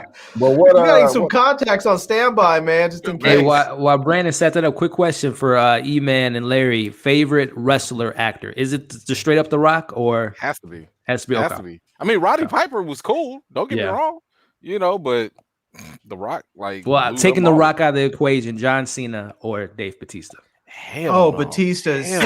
John Cena can't act yet. Yeah, can't see him, right? I mean, he can't act yet. I can't see his skill either. No, like, I want him to be able to, because I think the dude is like a really good guy. Yeah, but he's just, his acting skills just aren't there yet. Like that movie where he played like that smoke jumper, he was terrible. The one where he was like, the one where he played the fireman, they were trapped in that, like in that firehouse in the middle of the woods with the kids. Yeah. Jeez. It was sort of like one of those, it was one of those sort of family friendly joint. I didn't watch. Okay. But he was, the movie was pretty silly and ridiculous, and he wasn't that great. I mean, and I'm rooting for him because he seems like a genuinely good dude. And so I'm like, I hope he just keeps on acting and keeps on taking acting lessons and gets better roles and gets better at it. Because I'd like to see him in something big. Part of it is just knowing your lane. And I do give credit to John Cena, because I think, what was that movie he did with Amy? Whatever, the comedy or whatever. Yeah, Train Wreck. Like right after that, he was like, yo, I suck at acting. I'm gonna go get some acting classes, and I'm gonna try. And I respect that. I respect the fact that he knew he was falling off, and he went to go get some more acting classes. And I actually think that when you put him in roles that fit him, you know, like I think he's gonna be good as Peacekeeper in Suicide Squad. I think that you're really banking on that too. You know, it's not meant to be taken seriously. Yeah. He knows that the role fits that. He will work in that. And I think it's just more of a question of, you have to grow into this stuff. Even Arnold Schwarzenegger, when he first started, my man knew, I'm not good at English, so I'm just going to be Hercules and say 3 words, you know, when it was Hercules in New York. And over time, my man started like to grow and expand and stuff, and his acting ability started to change as well. So hopefully Cena kind of does the same thing. But right now, I'd pick Bautista. I think part of it is just comfort. You have to be confident and you have to be comfortable acting. And when someone takes you out of your comfort zone, whether you are an athlete on the football field or basketball or like or wrestling, you just have to be able to move into that different realm and be comfortable doing it. And once you once you get comfortable with it, you just get better because it's not scary anymore. Yeah, you know. Well, I am ready now. Sorry it took me a while, guys, but let's go ahead and move on to topic number 5. And Brandon, look over here for a minute. There you go. Now refocus. You're good. All right. Okay. Yeah, I'm back in it. Topic number 5. I said, show him the money. Our boy Anthony Mackie is coming through, and hopefully he gonna get this big ass pay raise because he definitely deserves it. And I'm gonna get be this mad brother if he don't paid. get it. You know what I'm saying? But I have the report right here from what is this? InsideTheMagic.net. It says Anthony Mackie reportedly in line for a big payday raise with Marvel. You know what I'm saying? And on the heels of the Marvel commitment to making Captain America 4 with Sam Wilson as the new Captain America, the Falcon and the Winter Soldier star, Anthony Mackie reportedly stands to get a huge pay increase from Marvel Studios. And so again, guys, if you're interested in the full article, that is down in the description box below. But it goes on to read that, like, you know, Robert Downey Jr., he got about $500K for Iron Man 1. Chris Hemsworth got about $150,000 for Thor in 2011. And wait, how much? 150,000 or something like that for Thor. Yeah, they got stiff. They got stiff. They got bad points on the back end, right? No, there was nobody's. But Downey went back and renegotiated their stuff for them. Yeah, which is ironic because this is exactly what Terrence Howard was saying. He was hoping Downey would do for him because that's what Howard did to get Downey more money. So it didn't go both ways for RDJ, unfortunately. Wow, and, is that even scale? I mean, it was across the board, so nobody got broke off their first role because Chris Evans, he got 300. I remember this being reported years ago. It was all over the place, but Chris Evans got $300K for Captain America: The First Avenger, and then Scarlett Johansson and Hawkeye got $2 million for the first Avengers. However, pretty much everybody got at least $15 million for Avengers Endgame. Robert Downey Jr., of course, got $75 million because he had that back end deal. He had the some type of profit deal with them, and he had back end money. Right. And it also talks about in this article that Mackie got about $475,000 per episode for Altered Carbon on Netflix.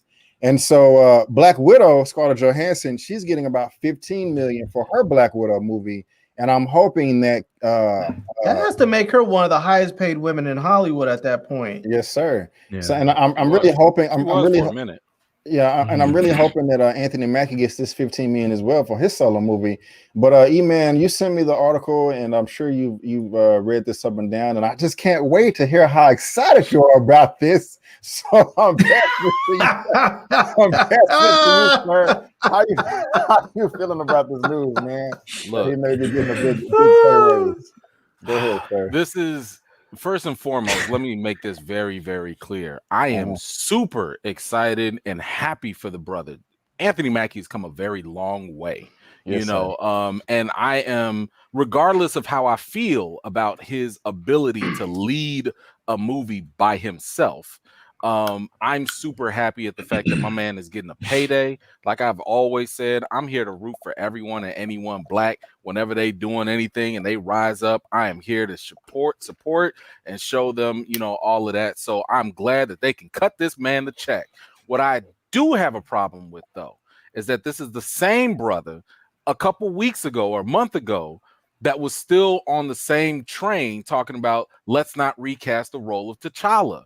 And I'm sitting here thinking to myself, you've been in this industry for years. You know how Hollywood has had a stranglehold when it comes to giving Black actors lead roles. You could barely get a lead role, let alone 10 years ago. And now you're jumping on this hype train to take the first leading Black role in the MCU off the table. That could be another opportunity for another Black actor. I'm not saying you got, and I've said this many times. Nobody's saying you have to recast immediately, pull an Aunt Viv move, and from Fresh Prince and do it right there. But bro, you're literally taking that money that you earning right now out of the way and out of the hands of another Black actor, just by advocating and being cool with like not recasting T'Challa. So to me, I'm sitting here like, this feels like an inadvertent, I'm not saying he's doing this on purpose, but I'm saying it feels like it's an inadvertent play on the crabs in a barrel mentality. He might not recognize it. It might not feel like it to him, but it feels like, yo, you literally are blocking someone else to get the same success that you are enjoying right now. And that bothers me because I want as many black leading roles as possible. I want Shuri to get a black leading role. I would love Falcon getting his black leading role. I want T'Challa to have a black leading role. I want Blue Marvel. I want Monica Rambeau. I want everybody to eat. But the fact that you about to sit here and be like, man, we can't recast that. Forget that. Oh, cha-ching, cut the check. Come on, man. I feel like that sends conflicting messages. So for me personally, I feel a little bit of ways about that. But regardless, I'm still happy for him that he's getting paid and he's doing his thing and climbing the ladder. Interesting perspective, sir. Yeah. Interesting perspective. Elliot, how you feeling?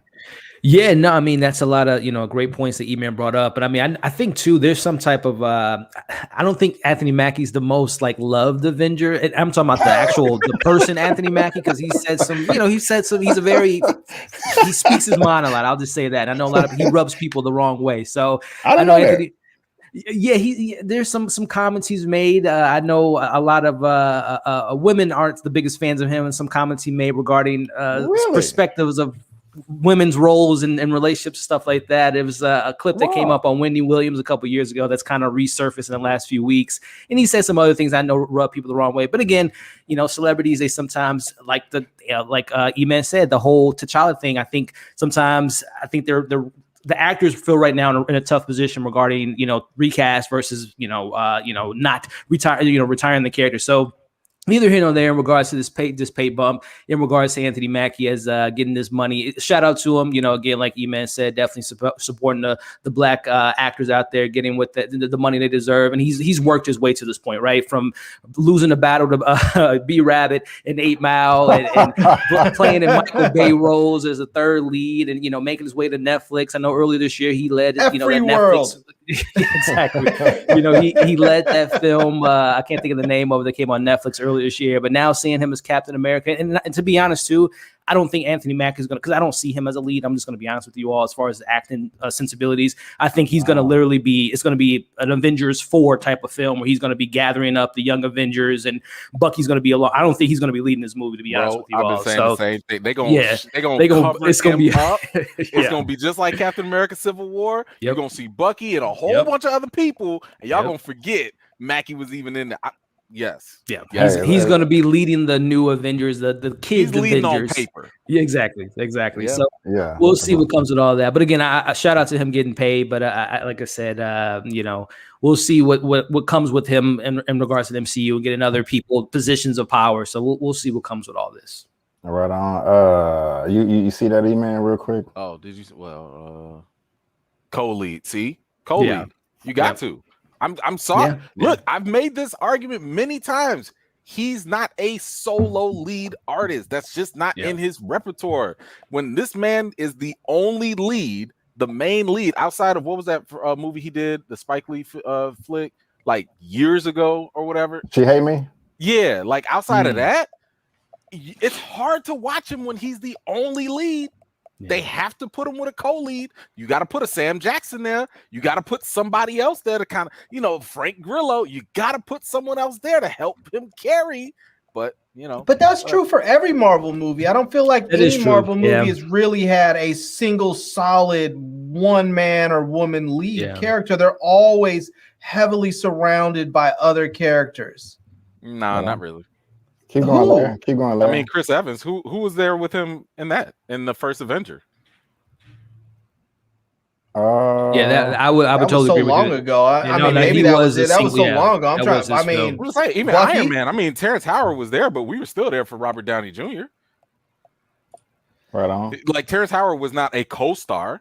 Yes, they have supporting actors, of course, but a co-star, like in Falcon and Winter Soldier, Bucky was a co-lead. Yeah. I don't care what they say. The fact that we have to learn. I mean, he was titled. He was in the title. So I mean, that's okay. Right. Damn. I'm just saying, like, they're Ant-Man.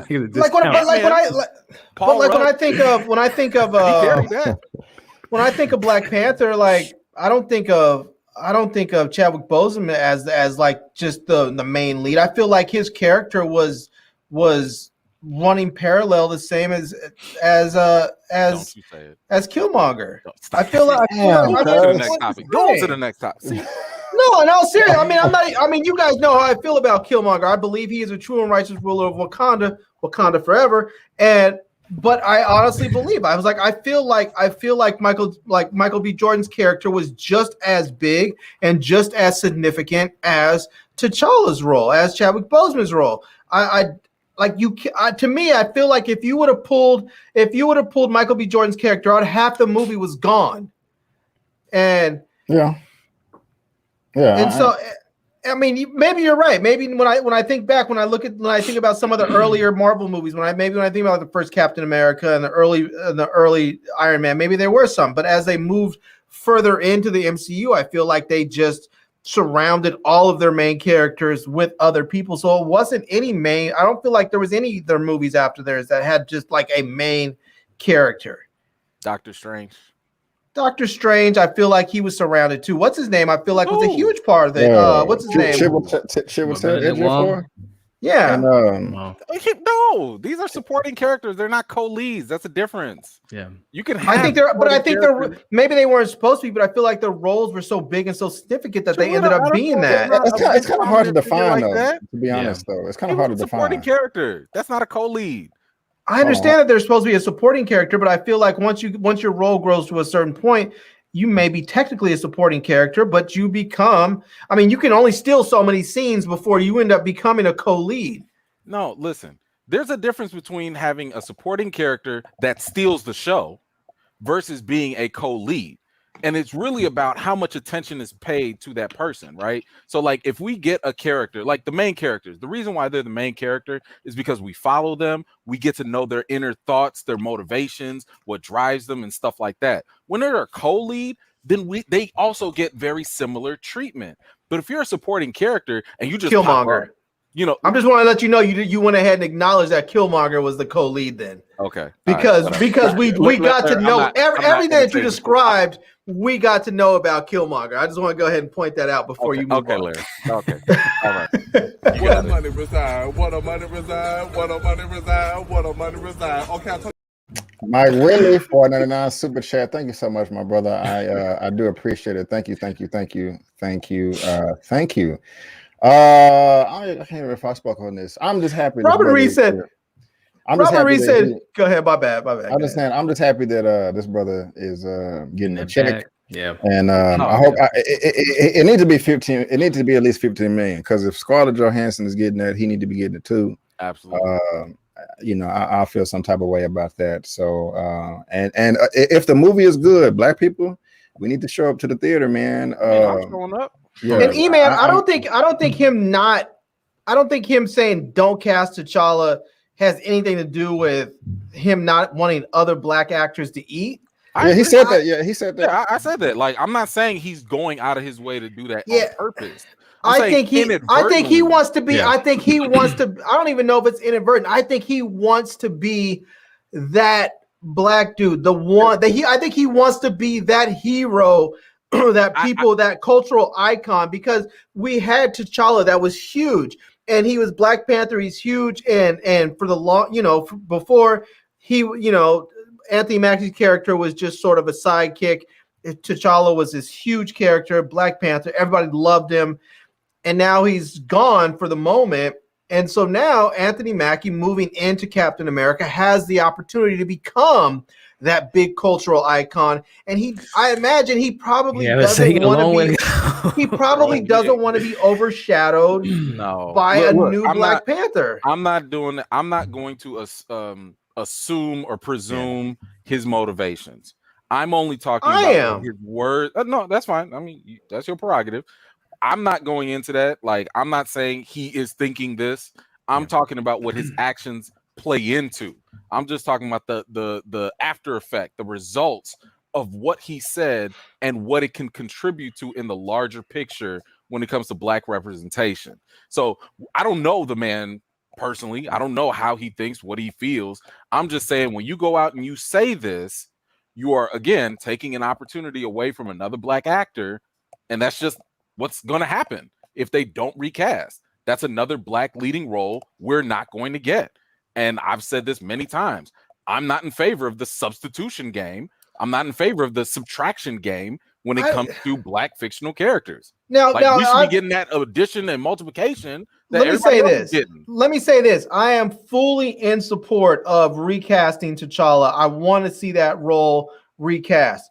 I will say, however, I do not believe that if they don't recast it, that we are not going to see leading roles for Black people in the MCU, especially when it comes to Wakanda, because we know that they are going to keep the Wakanda storyline going, which means there's going to be leading roles and leading characters in that realm. It just may not be T'Challa. So I'm not gonna say that there's not gonna be leading characters. It just may not be T'Challa. But I want to see T'Challa back in the MCU. It's gonna have to be someone else, obviously. That's like me saying, like, yo, you got $20.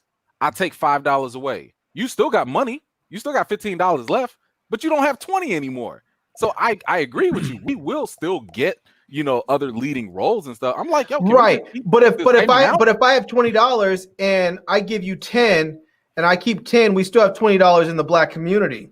So if we may still have the same number of leading roles in the Wakanda world, but it's just not going to be with T'Challa. So we're still going to have those leading roles. It's just not going to be him. I want it to be him, but if it's not him, we're still going to have those leading roles. I don't know, man. You might be giving me some crypto. I don't know. You might not appreciate the same way. I'm just saying, if you start knowing, let's just be real. If they say, hey, here's a brand new Black character, where's the attraction? Where's the familiarity? That's what keeps people in entertainment locked in. I think people really don't. We have that. We got that with Monica Rambeau. Well, we were all super excited. We're all geeked, not yet, but she's likely going to be. We are all geeked up and excited for her. For sure. Well, I'm gonna move on. Great points on both ends. Everything is a blur right now. I just know when Black Panther 2 come out and we get that announcement, that's going to be a whole stream within itself, right? Bro, that conversation, whatever the decision is, will be a decision. I can't wait for it. Dang, I should have had it ready. It's going to be legendary. Damn it. I have to tell you guys, I went to the future and saw it already. It's good. It's good, no doubt. So I heard, I've heard the same. I heard the same there. Everything is a blur right now. I'm just clicking comments and I don't even know what it says. So y'all could have dropped some F-bombs and I don't even know. Anyway, let's go ahead and move to one of the final topics of the day, which I'm gonna go first because I just really have to vent out all of my feelings on this. But this is number 6, the sixth topic of the day, and this is really just how I feel about it right here. That this is stupid as F. Because God damn it, I have the report right here from the Hollywood Reporter. It says, behind Warner Brothers' search for a Black Superman. Again, guys, if you are interested in the full article, that is down in the description box below if you want to read ahead. And we've talked about a Black Superman on my channel a few times, on Lamont's channel. Everybody's talked about it.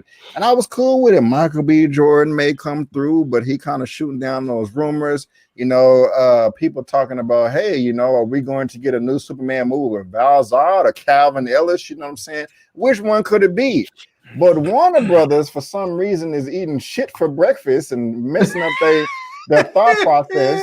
And it says right here, the Superman film appears to be moving onto its own track and won't be a part of the universe as of now. Sources tell THR that Coast is crafting a kal-el in the vein of the original Superman comics and will have the protagonist from the Krypton and come to Earth. I'm not even going to keep reading it. I'm just going to say, this is stupid as hell, man. Like, all I'm going to say is Elizabeth Taylor was Cleopatra. Hey, bro. So I give a damn. Hey, what's up with this wrench you're throwing in my flavor right now? This is hella stupid. Okay, I don't need no Black Clark Kent. I don't need no Black Kal-el. You got this right here. We already got multiple Black Supermans in DC. You got a Val Zod or a Calvin Ellis, whichever one it is. They got one where he comes down and he's the president of the United States. Why can't we get that? That would be dope.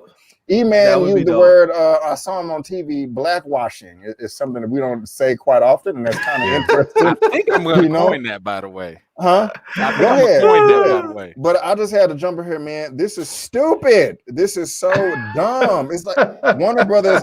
First of all, you have Kevin Tsuchihara with his dumb ass putting a 2-hour mandate on the film and all the stupid decisions he made. Why? And just let the script play out. And then Warner Brothers and all the Warner Media people talking about, hey, let's just release a whole slate on HBO Max and not tell nobody. And then it's just dumb decision after dumb decision after dumb decision from the studio, and it just doesn't make any sense to me.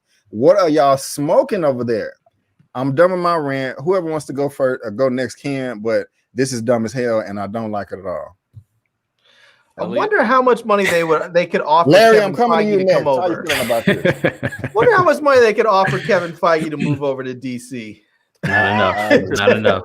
They couldn't afford it. Yeah, my brother. Yeah, Larry, how you feeling about this, man? How you feeling about a black Kal-El, a black Clark Kent? I'll be honest with you, man. When we first started talking about a black Superman, I don't know, what was it? A couple of months ago, we started talking about it. And we were all saying we wanted to see maybe, a Val-Zod or what's his name, Calvin, what's his name, but I will say this. If they're gonna go ahead and make Kal-El black, they've done it to us. God knows how many times. I see what you Elizabeth Taylor playing Cleopatra. Hell, you had Ralph Fiennes just not long ago playing Michael Jackson. It's not even like we're talking about something that happened 50 years ago. We're talking about a dude played Michael Jackson just like 5 years ago. So if they want to go ahead and make white people in black roles, I'm okay if you want to go ahead and put some black folks in traditionally white roles. And here's the thing. They put white people in roles of real black people. They're talking about putting a black dude in a fictional character. This dude doesn't exist. There's no Superman. There's no Kal-El. He's made up. So you can make him Mexican or Asian. You can make him, Southeast Indian. You can make him whatever you want because he's not real. And white people like to take real black folks, real Mexican folks, real Asian folks, and they like to put themselves in those roles in a way that I think is disrespectful. So I feel like we can do whatever we want. They have set the standard, so we can do whatever in the Sam Hillbilly we want. What a money reside, what a money reside, what a money reside, what a money reside. Okay, I told y'all before y'all. Zillatrice $4.99 super chat. We don't want a black Superman. Give us Cyborg. Give us Nubia. I'm cool with that, man. Thank you so much. It doesn't really matter anyways because DC's gonna muck it up. My brother, let me finish the super chat. Oh, my bad, man. My bad. You know how I feel about DC movies. Yeah. They get my blood boiling because they're all garbage except for Suicide Squad. I gotta say thank you to the people though. But Zillatrice. Thank you so much for the super chat. I do appreciate it, my sister. Thank you. And Sharronda will love that comment because she's a big proponent for Nubia. But Larry, go ahead with your. I was just saying. I feel like in some level it's not really going to matter because the movie's probably going to be garbage. They're already crippling. They're putting 2-hour time limits and stuff on there. It's dumb. That's the same thing they did with Justice League, and it didn't work out. You let the writers write the script, you revise it, you shoot it, and you let these professional editors who create these wonderful works of art do their thing. And if the movie comes out to be 2 hours, great. If the movie comes out to be 2 hours and 15 minutes, 2 hours and 28 minutes, 2 hours and 34 minutes, whatever that movie turns out to be to get the story out the way it should be told, let that movie have its runtime, Damn! M. Dillinger come again. He must have hit the lotto recently, $10. I'd rather see a Static Shock and do it with great writing and make it timely to what's going on today. Thank you so much, my brother, for the super chat. I really do appreciate it. Thank you. Eman, how you feeling? No, I don't like it. And yes, so when I was talking about this, I was saying that white people have done this to us. The industry has done this to us over the years. And what have we done? Critique the hell out of them for it. We've held them accountable for that. We've criticized them heavily for that. I'm not a proponent of being a hypocrite for black folks and the black representation. Two wrongs don't make a right. I'm sorry. That's just not what it does. Now, I have no problem with race bending when the race does not matter to the character. So like when they made Jimmy Olsen black or Perry White black, I don't care because it had nothing to do with the character. I'm cool with that because if racism never existed, that's probably what would have happened anyway, right? But my problem now is the fact that not that you making Clark Kent black or whatever because he's an alien. He could be Mexican, Asian looking. He could be green for all we know. Whatever. My issue is not just that. My issue is the fact that you have other black Superman stories and you're not taking the time to build on that. That is my issue. When you ignore and bypass the characters that were specifically designed to address diversity or the lack thereof, and you couldn't just focus on those. So yes, a Calvin Ellis, Valzad, Icon, Static Shot, Vixen, Steel, build that up. Now, I should also mention, I know a couple, comic nerds out there. So just for the sake of accuracy here, Calvin Ellis is known as Kal-El, just like Clark Kent Kal-El, except it's spelled differently. Kal-El for Calvin Ellis is one word, and Kal-El Clark Kent is hyphenated. Now, again, if we're really going deep with the comic lore, there is another black Superman from Earth D. This was like from Crisis on Two Earths or whatever it was. His name was Kal-El with the hyphen. Maybe they're going to the bottom of the barrel and finding that super, super obscure black Superman, and that's what they mean. But all we can do right now is go off of what was reported. And what was reported was the fact that, it was Kal-El. That's the first thing we're going to assume is that it's Clark Kent. So maybe it's just reported poorly. Maybe the source and the reporter that wrote this story up, maybe they got things wrong. I don't know. But again, that's just what we have to react to for the time being until that gets clarified or we get a trailer or whatever. But besides all of that, it's also not lost on me the timing of all of this. This is right off of the heels of WB being accused of racism by Ray Fisher. Well, them also not really siding with Ray Fisher, dragging him, kicking him out of the Flash movie and all the, just all the drama and stuff. One of the accusations was that they couldn't have a black centered family or something like that. I forgot what the cause was, but he accused them of that. There was also the thing about they were trying to have a black man, what was it, Reggie, the dude from the Netflix show, Reggie reggae whatever. No. Damn, I forget the show. The hot show with the English black guy and Bridgerton. Yeah. The brother from Bridgerton. They were talking about having him be like Kal-El's grandfather or something, and they didn't want to do that. WB asked that. So of course they're getting all these accusations about being less diverse. Oh, and they cut Zack Snyder's Black Green Lantern, as well. Right. So with all of these little accusations, and that looked like it would have been all of a sudden now they want to have a black Superman. It's like, all right, man, now this feels like y'all pandering. It's hard. It's hard to take them seriously, especially when they also want to make this like an Elseworld thing. This is something from another universe or whatever. It's not supposed to be connected. Similar, supposedly, like Joker or the Robert Pattinson Batman is not supposed to be connected to the DCEU. My thing is, that still doesn't make sense. I don't know what you mean by that because y'all don't even consider the DCEU canon anymore because you threw out the Snyderverse and you don't want to restore the Snyderverse. I don't know what to follow. I don't know where the sense lies with DC. There is none. I've been telling you guys, DC is garbage. People be like, "Yo, Eman, you such a Marvel fan. How come you don't do nothing on DC? For what? What do you want me to report? I don't know what to say." That's like saying, "Yo, that's a good point." And the pages are missing. It don't make sense. Because even Patty Jenkins had came out and was like, for Wonder Woman '84, even for the Aquaman movie, Patty Jenkins was like, "Oh yeah, we just ignored, what the first Wonder Woman did. We ignored, what Snyder did and stuff. What?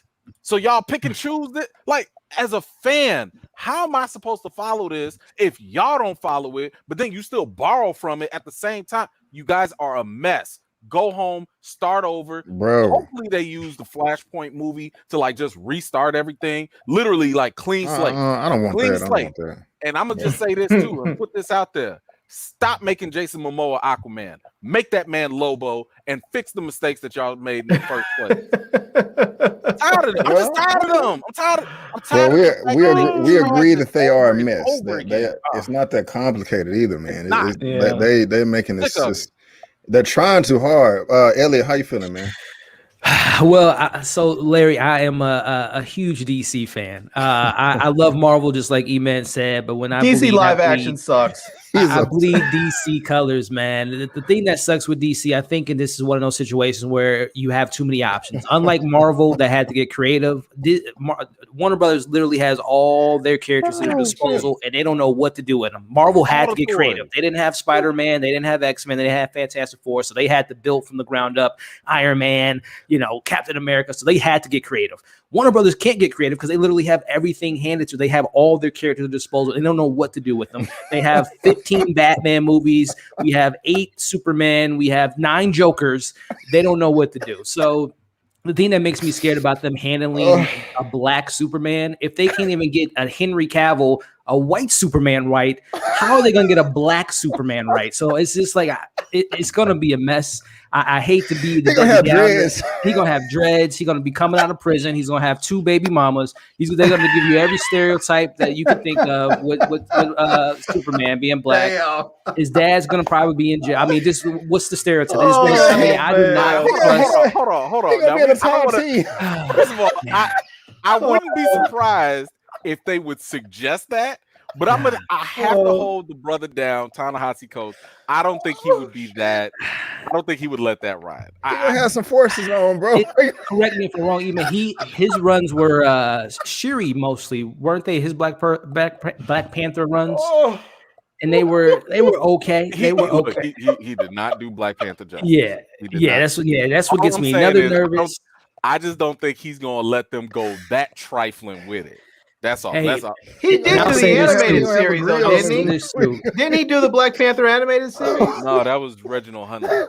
All right. J.J. Abrams is executive producer of this, and he gets me nervous. If you guys haven't seen Star Wars the last 5 years, 6 years, the mystery box guy. So this is just, I don't know. I'm nervous. I'm not. They are saying they're going for a black director. So maybe a black director, like if it's a good black director, maybe. Who do you want?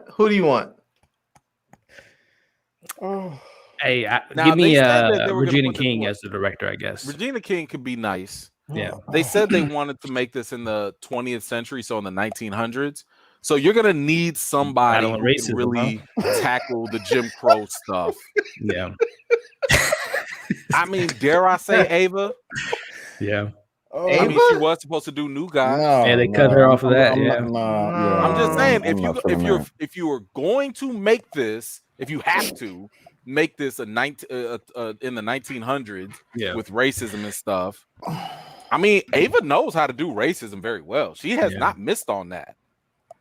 That just reminded me too. J.J. Abrams, I don't know if you guys know, but he did write a script for Superman like in 1999 or 2000. And his whole big reveal was that Lex Luthor was from Krypton the whole time. So I can just imagine what his plot would be with this.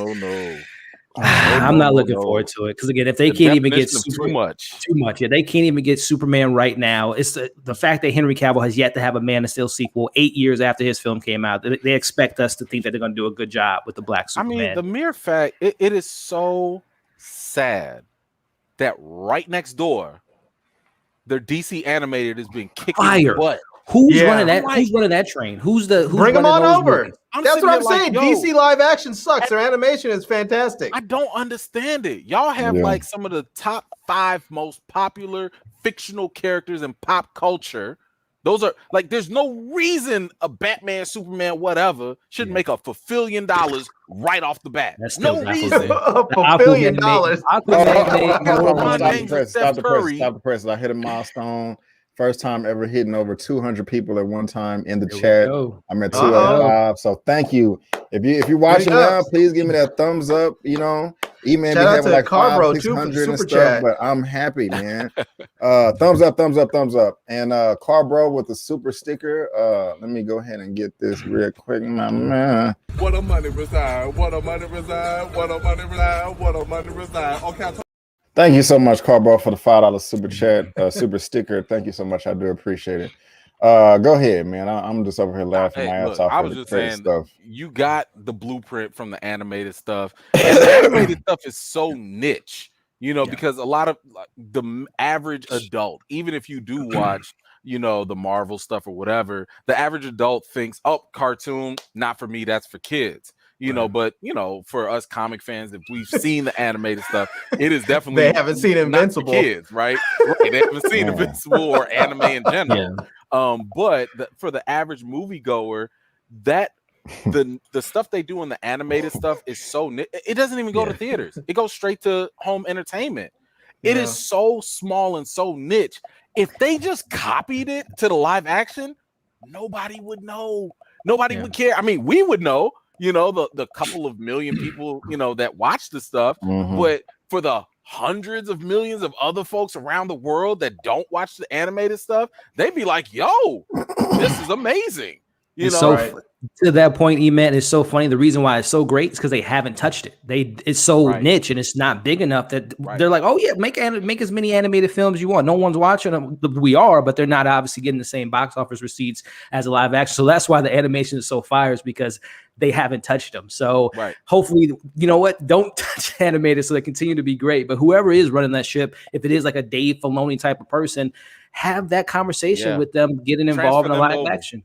You know what? I take that back, because they tried to do that with Jeff Johns, because he's a comic book writer and they thought he was going to be a good executive for movies. That didn't work out. Fine. He's great, obviously, in comic books. I think he can do better, or he could do well with episodic stuff, because that transition is not that bad from going from comics, you know, because comics are a series, TV. Again, that's another series. So the Green Lantern show that he's coming out with, I think Jeff Johns actually will do a good job with that. But going to film, and especially a connected, first of all, doing a movie by itself is hard. Right. But then trying to do a connected universe, we've seen people try to emulate the Kevin Feige model. Can't do it. They can't. And the reason why they can't is because it's not a model. It's an organic process. It changes. And people don't know that.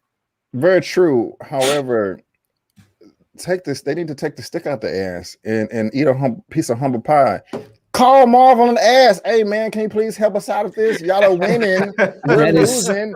You know, shit. We don't care. Ain't nobody gonna be like, oh, you're copying off. I mean, what, some high schoolers, some junior high, elementary kids? Who gives a crap? They gotta have their mom and daddy drop them off at the thing.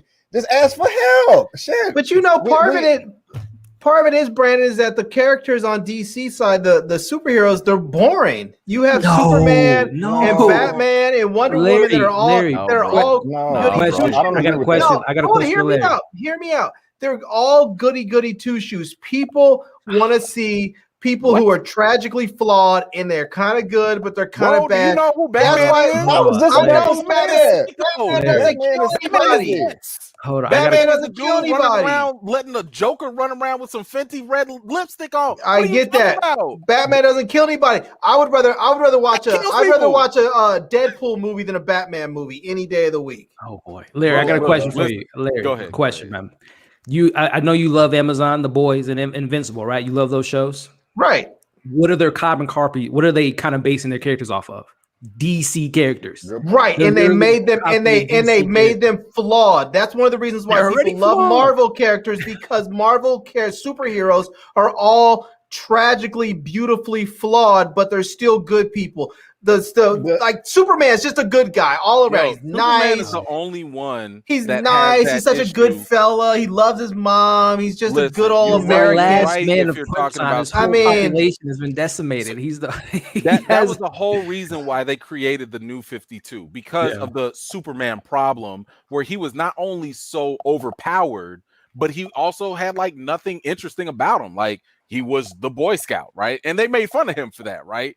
But the thing is, over time, they had, at least from the comic perspective anyway, and actually from the animated too, they've made these characters have a little bit more the animated ones have done great with that. I mean, I love watching the animated ones, but that's why I keep telling you. That's why I keep saying the live action movies suck. Yes, that's why I keep saying the live action movies suck, because the live action movie characters are boring. As much as I even love Wonder Woman, she is stale. She's a good. All of them are just goody two shoes, and they need to have some flaws for people to actually relate to them and want to like them. Otherwise, they're just okay. Yes, they're gonna go fight. Yes, they're gonna win. Whatever. I mean, I love Deadpool. That scene when he was outside the orphanage and just was like straight black. They told him, "Don't kill anybody." He shoots a dude in the head. He's a good guy. He just blasted a dude and shot him in the head, but he shot a bad dude. I'm gonna give you that point because the Wonder Woman 84, the moment they mentioned that Maxwell Lord was gonna be in that, I was thinking they were gonna show the very like monumental moment in the comics when she does something to Maxwell Lord, and I thought they was gonna go there, and that would have been the dark thing that you're talking about, but of course they avoided that. So oh well. Because DC live action sucks. All right, well, let's leave it except there, for the Suicide Squad and the first Wonder Woman. You almost was winning. But let's go ahead and move on to this final topic of the day. Got a little video for you guys that I'm sure you've seen, but it raises a question that pretty much everybody has talked about. I'm like the last one on the internet too, but that's okay. Here you go. We have unfinished business. Who's we?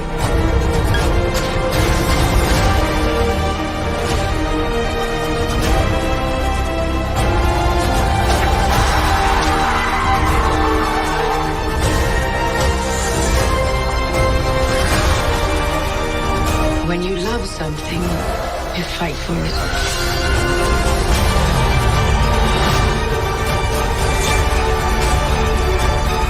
We're the ones who changed everything.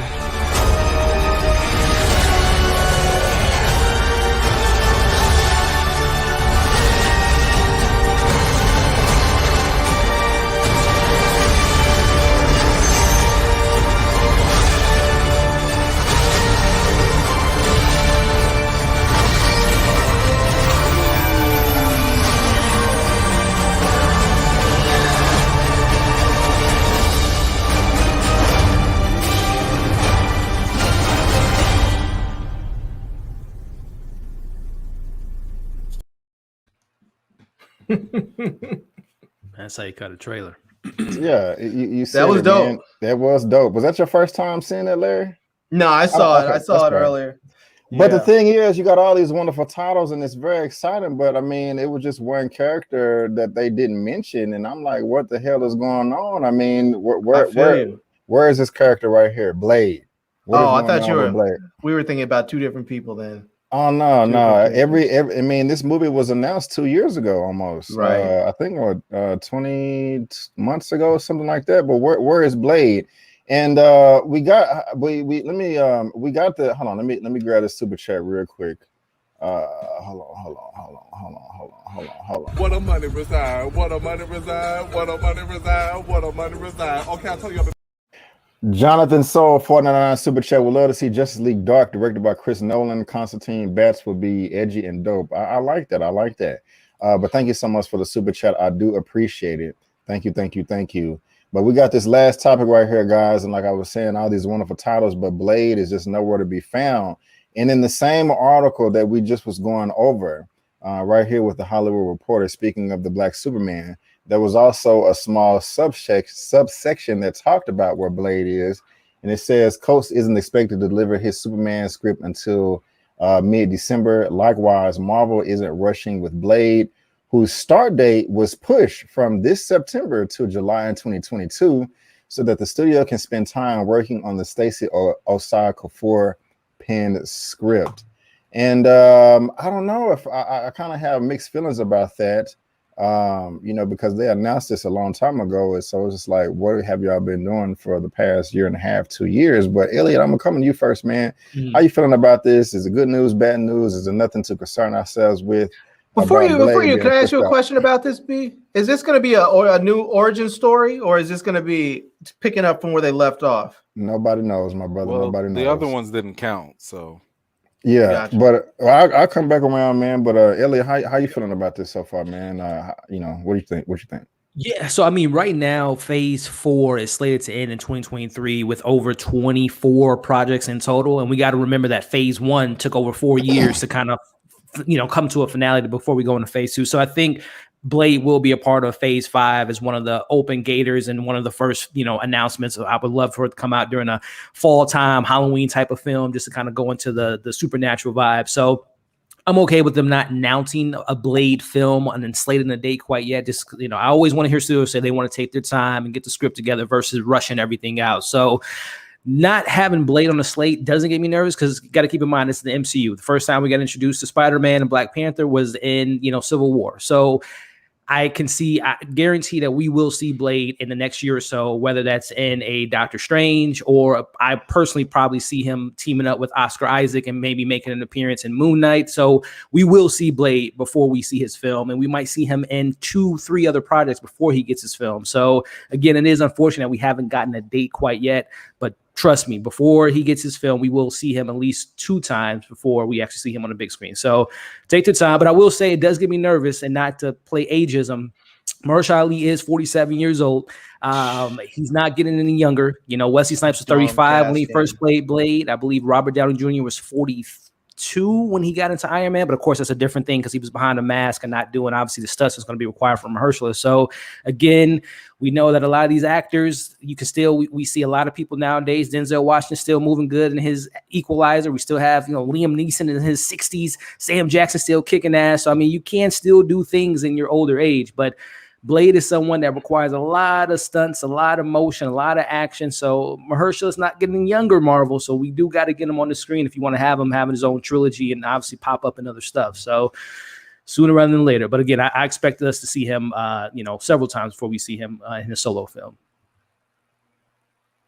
I think you're muted, Brandon. You're muted. I am muted. Thank you. Yeah. I was trying to cough. Before I pass it, do you have any feelings about Stacey Osai Kuffour, the writer? You a fan, or you don't really do that? Yeah, I mean, the only thing I'm familiar with is her, which it was a community effort in regards to Watchmen, but I know she was part of that writer's room, and I'm a big fan of that show. So I know Marvel does a good job of scouting out talent. So I if Kevin Feige and Nate Moore and all those execs saw something good in her sensibilities, then I trust them. So I'm excited to see what she could do. Right on. Larry? I was disappointed because I really wanted to see Howard the Duck in there, and we didn't get it.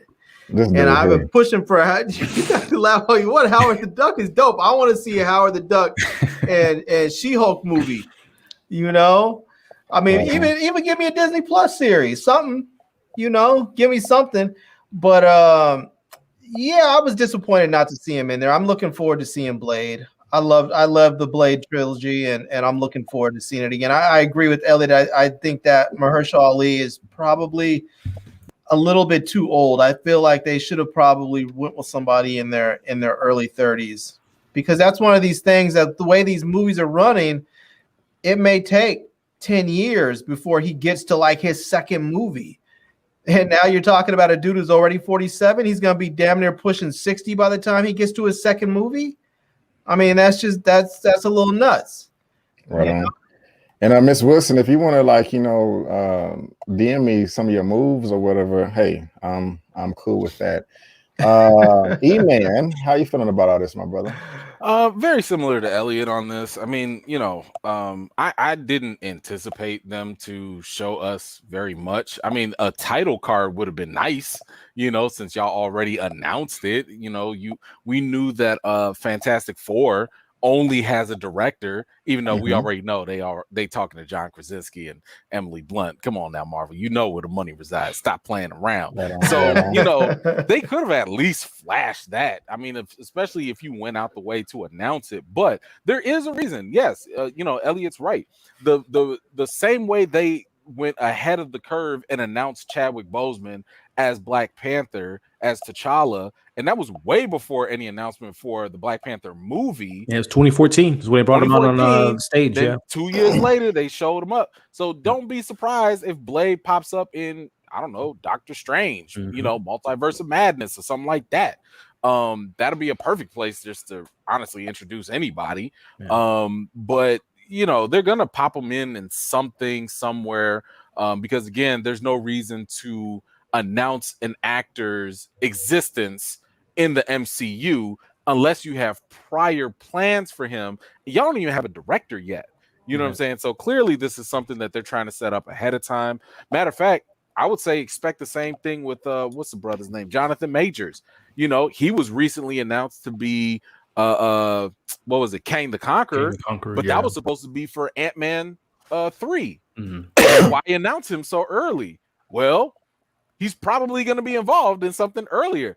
My money's on Loki.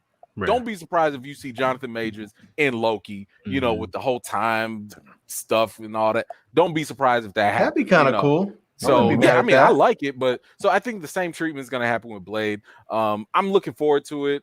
I agree with the age thing. Not necessarily for the physicality of it all, just because that's why we have stunt doubles, but it could be something. I mean, this is something that played into Robert Downey Jr.'s role, right? Like his decision to leave at this point was, I'm getting, he was like, Danny Glover, I'm getting too old for this, So it was like, he was upset about the fact that like they had to put him in this big clunky armor and everything at first, but then they scaled it down to like the CGI and nanotech, and he still felt like, I'm too old for this. Yeah. He still wanted to do other things in his career because the Marvel schedule, they tie you down. Yeah. The contracts, they tie you down. You got to eat this. You got to go here. You can't do this. You can't be involved with that, So when you become an older seasoned actor who's going to be 57 or whatever by the time a Blade 2 comes out, he might have different life priorities going on. So, looking forward to it. Can't wait. I think it was a great cast in general. I think I still would have preferred a younger actor, even though I'm a huge fan of Mahershala Ali. But we'll just have to wait and see what happens. I think dude that played Luke Cage would have been nice in that role if he wasn't already Luke Cage. Oh, Mike Holder? Yeah, I don't see that. Yeah. Wait, say that. Money reside, what a money reside, what a money reside, what a money reside. Okay, I'll tell you before. Jonathan Soul, $4.99 super chat. Recast Blade with Michael Jai White will have similar vibe as he's even older. Yeah. We got to let that go. Let these older actors kind of. And I'm sorry if I cut one of y'all off. My bad if I think Eman and Larry was saying something. My fault. Y'all go ahead. No. Just to the point about Michael Jai White, like, it's kind of old. He's getting older. I mean, the man's in shape. Don't get me wrong. 53. And he's even older than Mahershala. And on top of that, like, he does B movies for a reason. Like, and I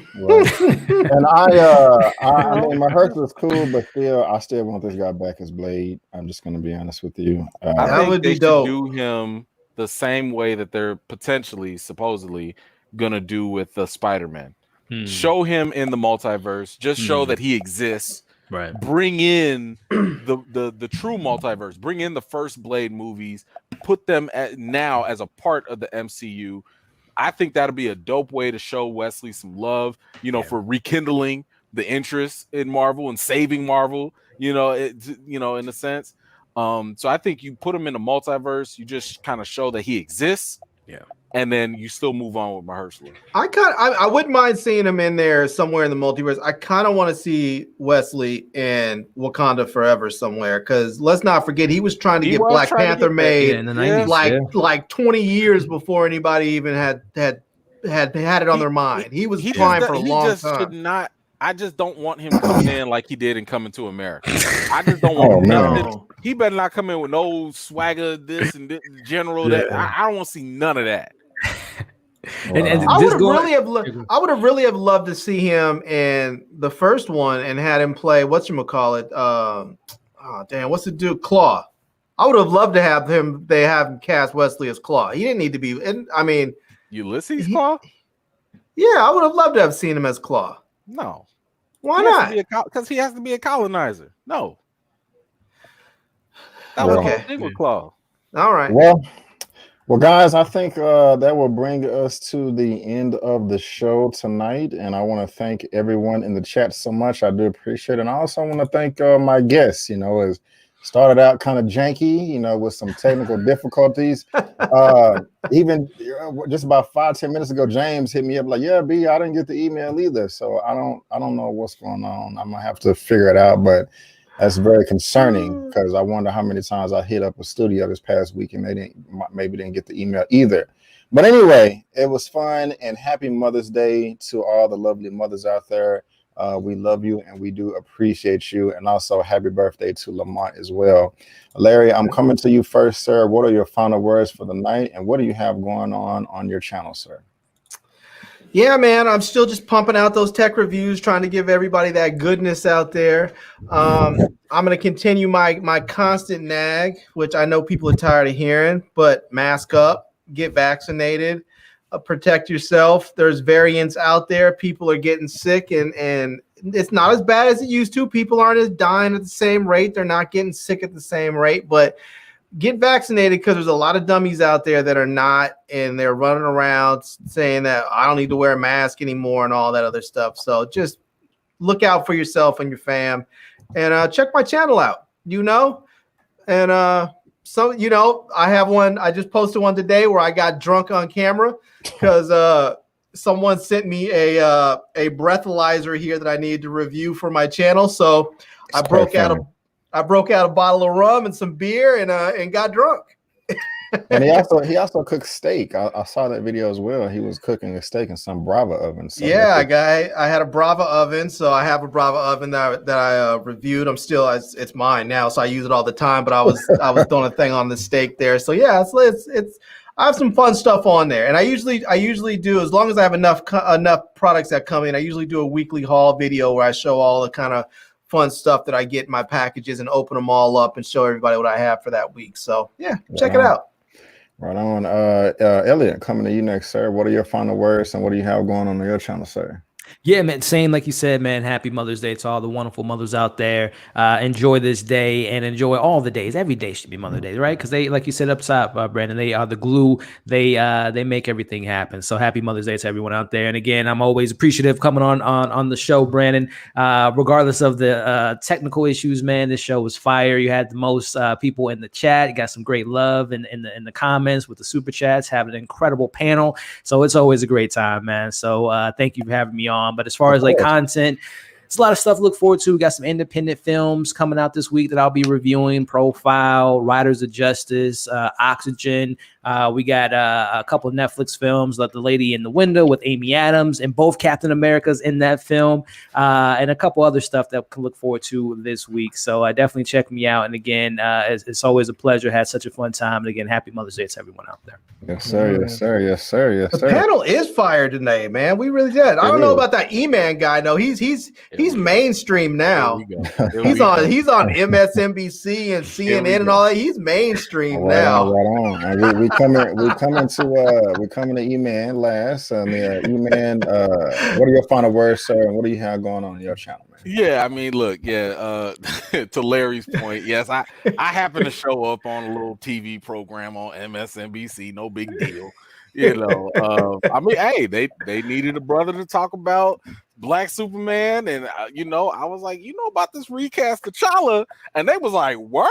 So they wanted to hear about that too. So it was seriously though, like I was super appreciative of just the fact that what I'm saying, like they even considered me, like super humbled. You know what I'm saying? Like it was not something I was looking for, but it's definitely something I appreciate. I appreciate all the love and support from you brothers and everybody else in the comments and the subscribers as well. Definitely well received. But yes, I did post it. You can go to my you can go to my channel and check out the interview if you like. As for what's coming up next, look, I'm trying to be like B. Avery when I grow up. So, I just grabbed some new software as well. I'm trying to do the lives and step it up a notch. So, like I'll be trying to go live as much, hopefully soon I'll be having you brothers on as well too. And, once I get a little bit more comfortable and everything. But yeah, just tune in, and I don't know what's going to happen. Look, anything. Man, I checked out one of Eman's live streams. They super chatted so much they damn near paid his rent. You know what I'm saying? Hey, man, they were hitting him up for real. This is the lifeblood for all of us, though, right? Like I try to tell people all the time, I don't care if it's 99 cents to $100, like whatever it is, that helps us support it. And I'm sorry, but I'm not gonna put your business out there, but just bringing this type of technology, you see how B. Avery's got a very nice show that costs hundreds of dollars to maintain, and I know that because I just paid the price for it myself. It costs hundreds of dollars just to do this little presentation, put the background. You see the nice little scroll at the bottom and stuff. That takes money, you know what I'm saying? And like, if it's not us paying it out of our pocket, any of these little small donations helps to support it. So if y'all like this content, continue supporting us brothers here. B's got a wonderful program here. He's giving you content way more frequently than I could. Very top-notch quality. But again, all of y'all support, it means so much to us. And we couldn't be here without you. So, I might be speaking for everybody when I say a huge thank you for any level of support, contribution, from a like to $1 spent. It's all appreciated, and we thank y'all for that. Right on. And definitely, guys, please be honest with me. Are y'all telling me I had something on my lip the whole show? Bro, I tried to help you out. No, it wasn't the whole show. It was just when you used the towel the first time. So you got like 10 minutes to edit out. I didn't even see it. I didn't even see it until somebody said something in the comment section. I was on the up table chat. Y'all let me look crazy for 2 hours. Oh man, like nobody said nothing. Oh, you scared me. I couldn't wait. I was like, I had to know. Was I looking crazy the whole show? I'm like, this anyway. Brandon had Cheeto dust on his lips. Man. So yeah, the last time I did a live, last time I put out a video was last Sunday. I kind of wasn't able to upload a video all week. However, as soon as we get done with this, I have 4. I wish I can relax, but I have 4 reviews that I'm going to record. And let me just go ahead and grab this real quick. Oh, I almost ended the stream by accident. Thank Jesus you. Christ. What we got right here? That's my dog right there. Laney Womack coming through. Yes! Laney Womack. How we should end this. I like it. Laney Womack. That's my battle buddy right there. Eman just convinced me. Here's a donation for the scrolls at the bottom and the backgrounds. LOL. Thank you so much, man. I really do appreciate it. Thank you. You have a wonderful smile too. I checked it out on IG. So thank you. And again, guys, if I missed your chat in the live tonight, I apologize. My eyes are hurting right now from all the squinting. But hopefully by next time you see me next week, everything will be good to go. I have seen Jupiter's Legacy. I liked it. I didn't like it at first. The first 3 episodes was tough, but I did end up liking it overall. So I'm gonna talk about that. It looked like a fan film. Yeah, I finished. It is a bit CW-ish. I did Spy finish, Kids. I did finish Monster on Netflix, and I enjoyed that as well. What else did I do? What was the other thing? Monster, Jupiter's Legacy, Wrath of Man. You see that? Yes, Wrath of Man. I'm gonna be talking about that. And there's also one I'm not going to. I know none of y'all have heard of it. No, I can get pretty well, maybe a couple of people, just because like the B1 guy and somebody else. I'm pretty sure, but it's a documentary film called Game Kings, and I'm gonna talk about that as well. But again, guys, I want to thank y'all so much for tuning in. I hit a milestone. 200 people in the chat. Also, congrats, Eman. I see you just hit 95K. He's 5,000 away from that 100. What's up? So again, guys, big ups. There is a link to everybody's YouTube channel down in the description box. Also, you can head over to my channel tab, and everybody else is here, especially the queen, Miss Elia Cantu. I think one of y'all brought up Wendy Williams as well. And guys, this sister right here has a freaking hilarious Wendy Williams impression. Go watch it. It is. I've literally watched it about 10 times. I've seen it, so it is hilarious. I'm not exaggerating, guys. I've watched it at least 10 times because it's that funny. And so y'all can go check it out. But again, guys, I want to thank you so much for tuning in. And before you go, don't forget that my name is Brandon Keith Avery. That's Larry, Elliot, and Eman. And that's just our opinion. Peace out, and I'll see you next time.